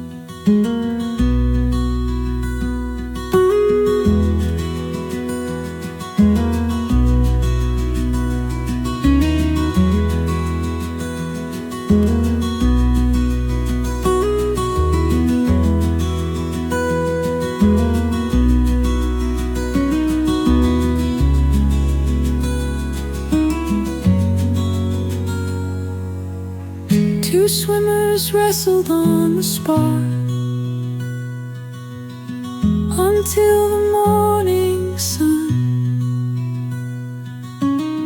When one turned smiling to the land, oh God, the other one. The stray ships passing spider face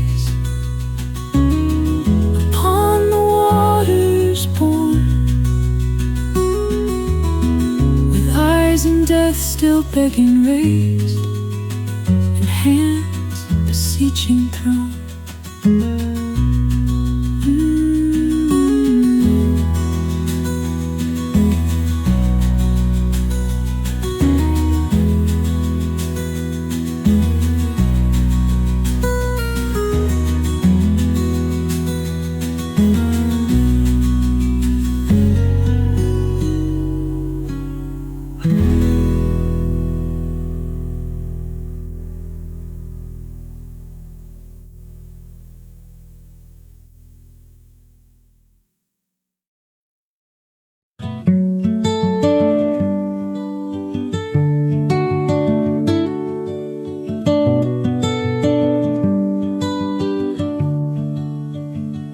Because I could not stop for death,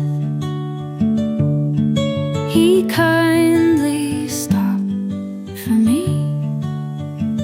The carriage held but just ourselves and immortality.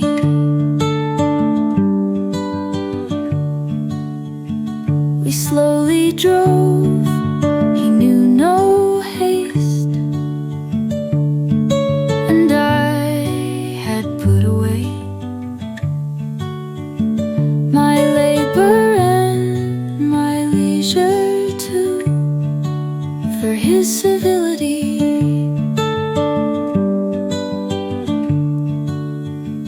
We passed the school where children played, their lessons scarcely done. We passed the fields of gazing grain, we passed the setting sun.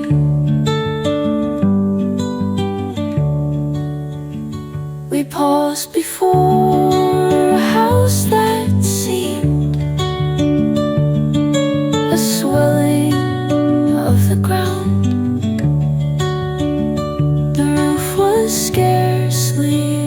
invisible.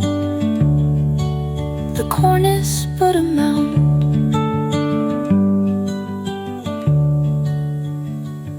Since then, it is centuries, but each feels shorter than the day I first surmised the horses' heads were toward eternity.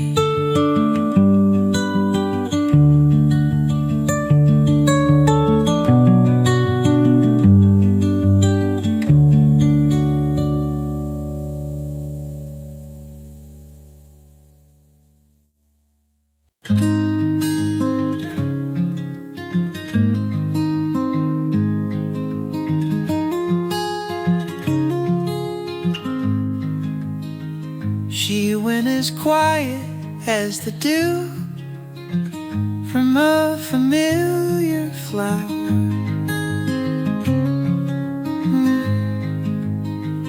Not like the dew did she return at the accustomed hour.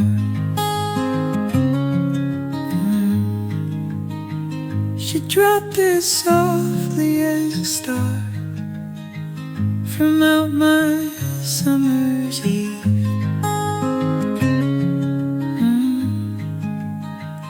Less skillful than leaf area, it's sore to believe.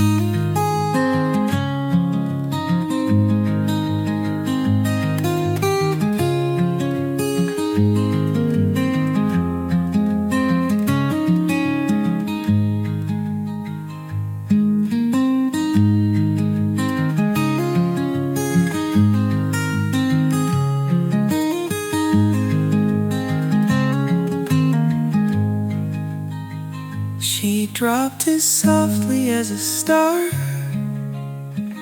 from out my summer's eve.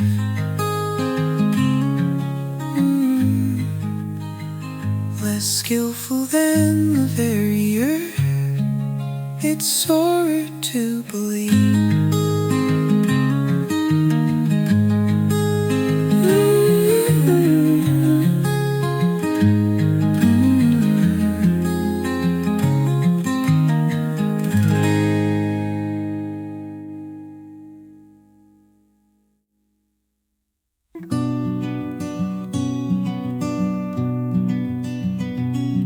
At last to be identified.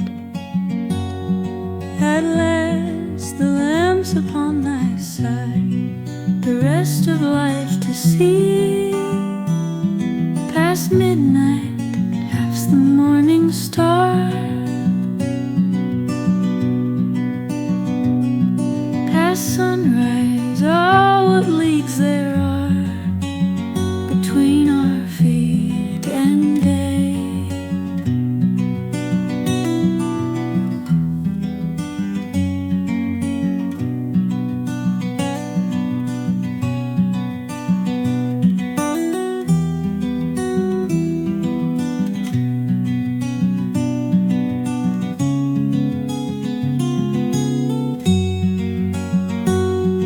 At last to be identified. At last the lamps upon thy side. The rest of life to see. Past midnight, past the morning star. Past sunrise, oh, what leagues there are between our feet and day. Between our feet and day.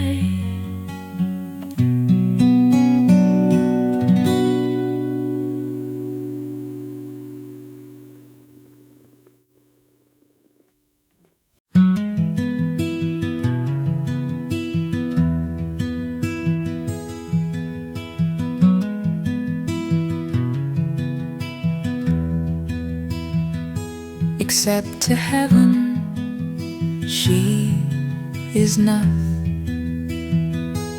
except for angels alone, except to some wide wandering bee, a flower superfluous blown, except for winds provincial, except by butterflies unnoticed as a single dew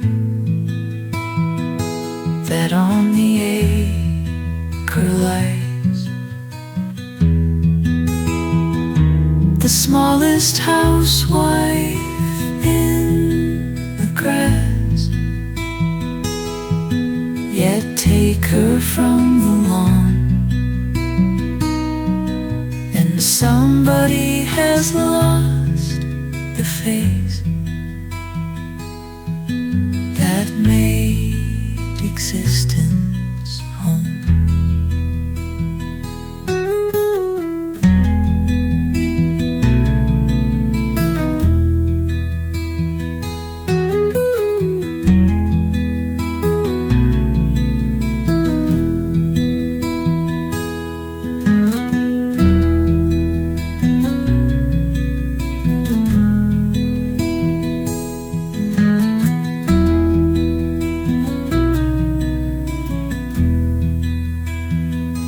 Except to heaven, she is not, except for angels alone, except to some wide wandering bee, a flower superfluous blown.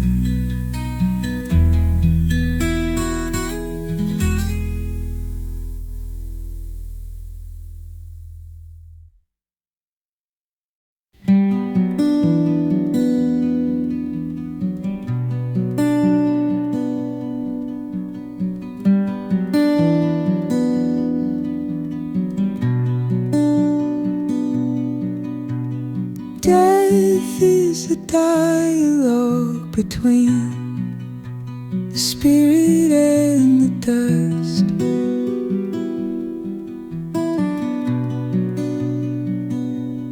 Dissolve, says death, the spirit's heard. I have another trust.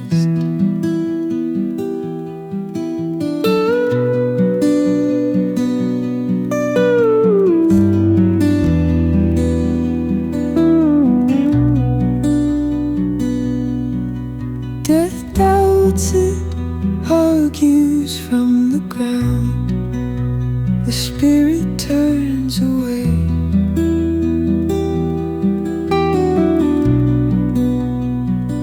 Just laying off for evidence, an overcoat of clay.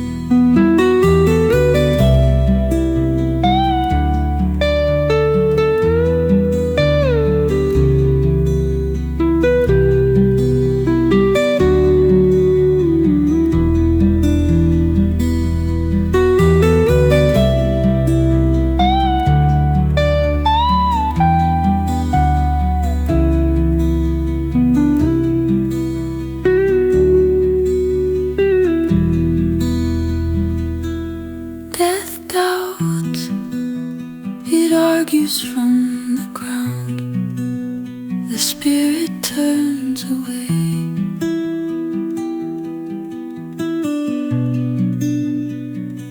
just laying off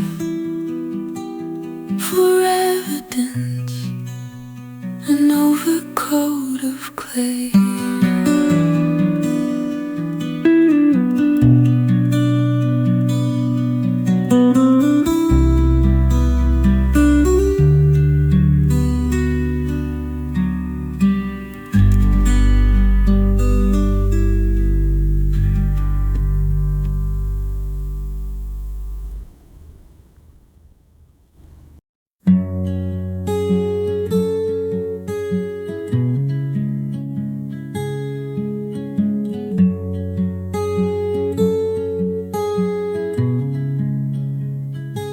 It was too late for man,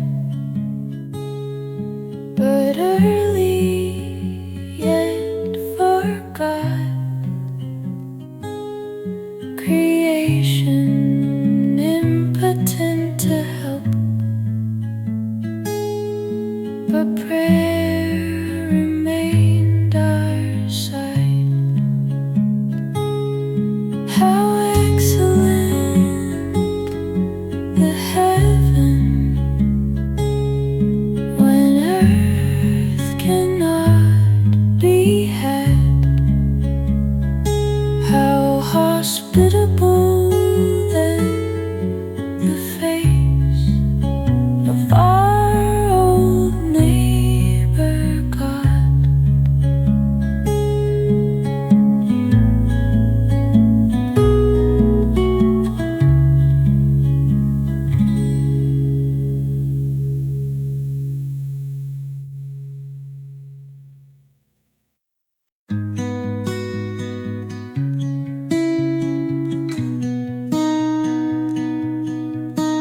When I was small, a woman died today, her only boy went up from the Potomac, his face all victory, to look at her how slowly the seasons must have turned, till bullets clipped an angle and he passed quickly round.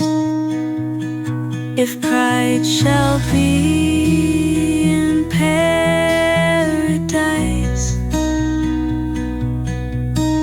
I never can decide.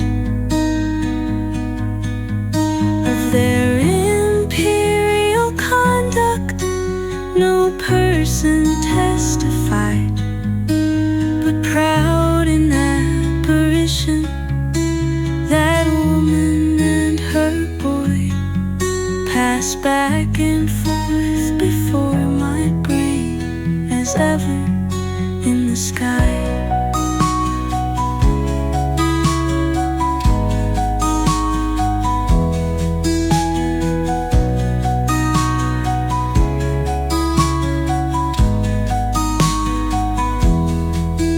When I was small, a woman died today, her only boy went up from the Potomac's, his face all victory,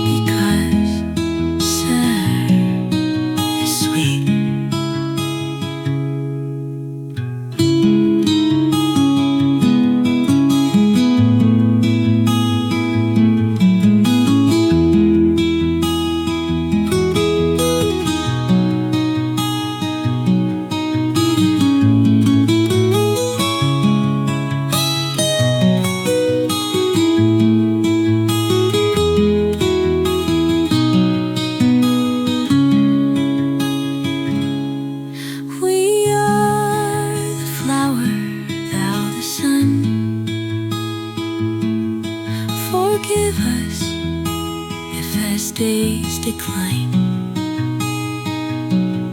We nearer still to thee, enamored of parting west. The peace, the flight, the amethyst. Night pass, propelling.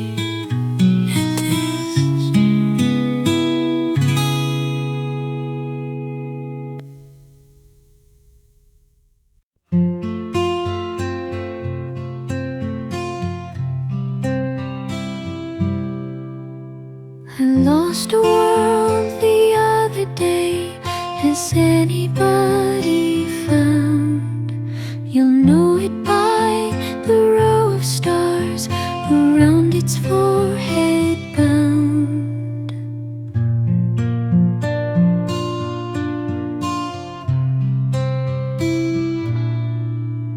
A rich man might not notice it, yet to my frugal eye, of more esteem than ducats, oh, find it serve for me.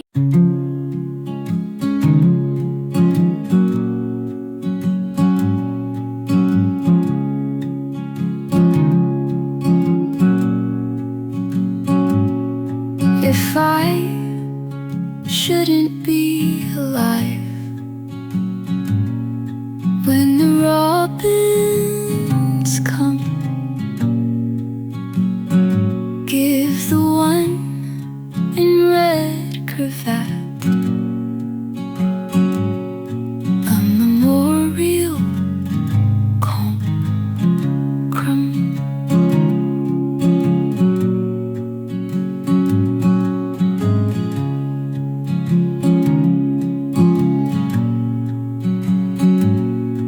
If I couldn't thank you, being just asleep,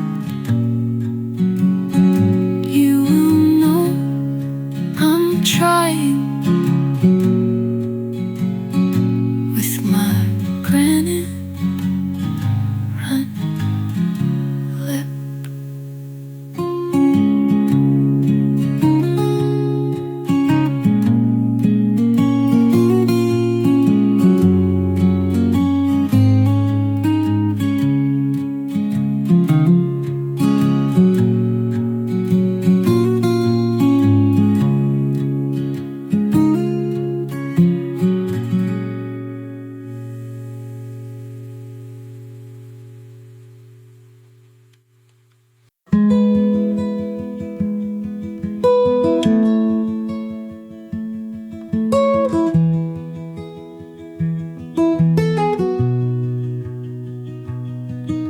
Sleep is supposed to be by souls of sanity, the shutting of the eye.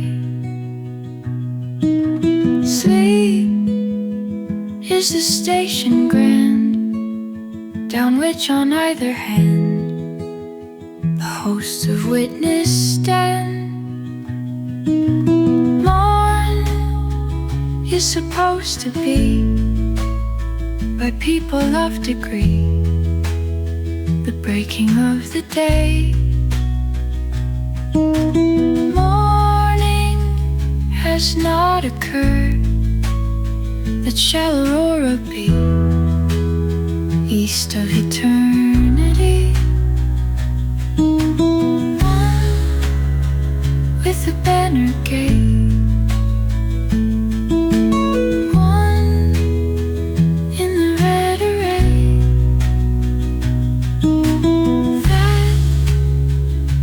the break of day.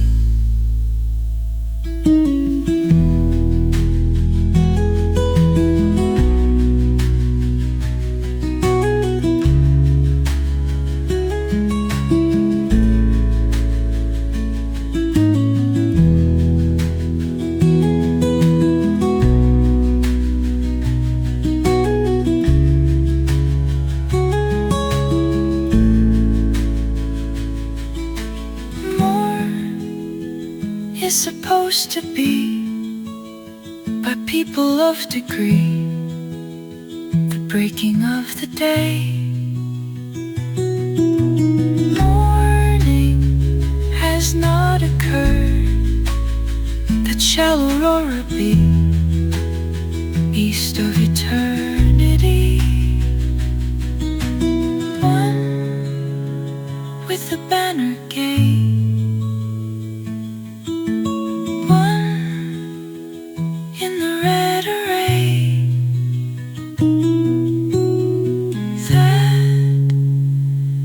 the break of day.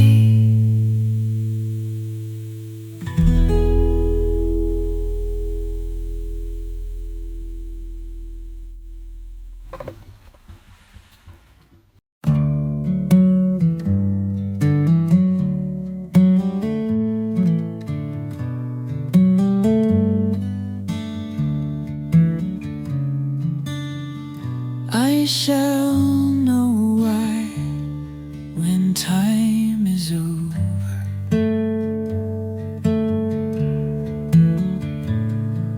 and I have ceased to wonder why.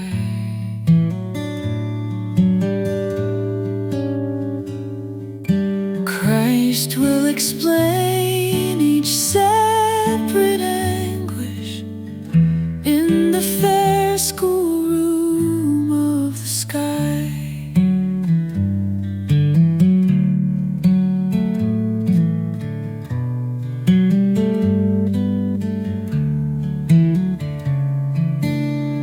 He will tell me what Peter promised,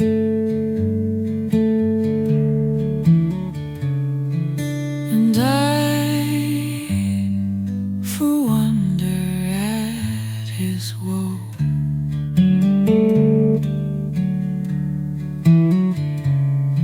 I shall forget the drop of anguish that scalds me now,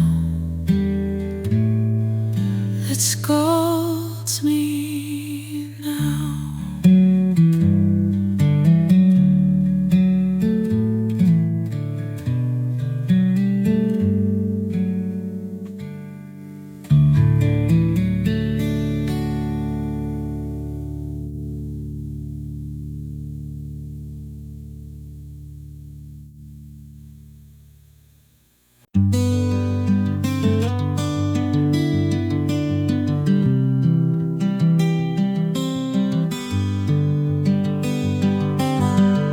I never lost as much but twice, and that was in the sod. Twice have I stood a beggar before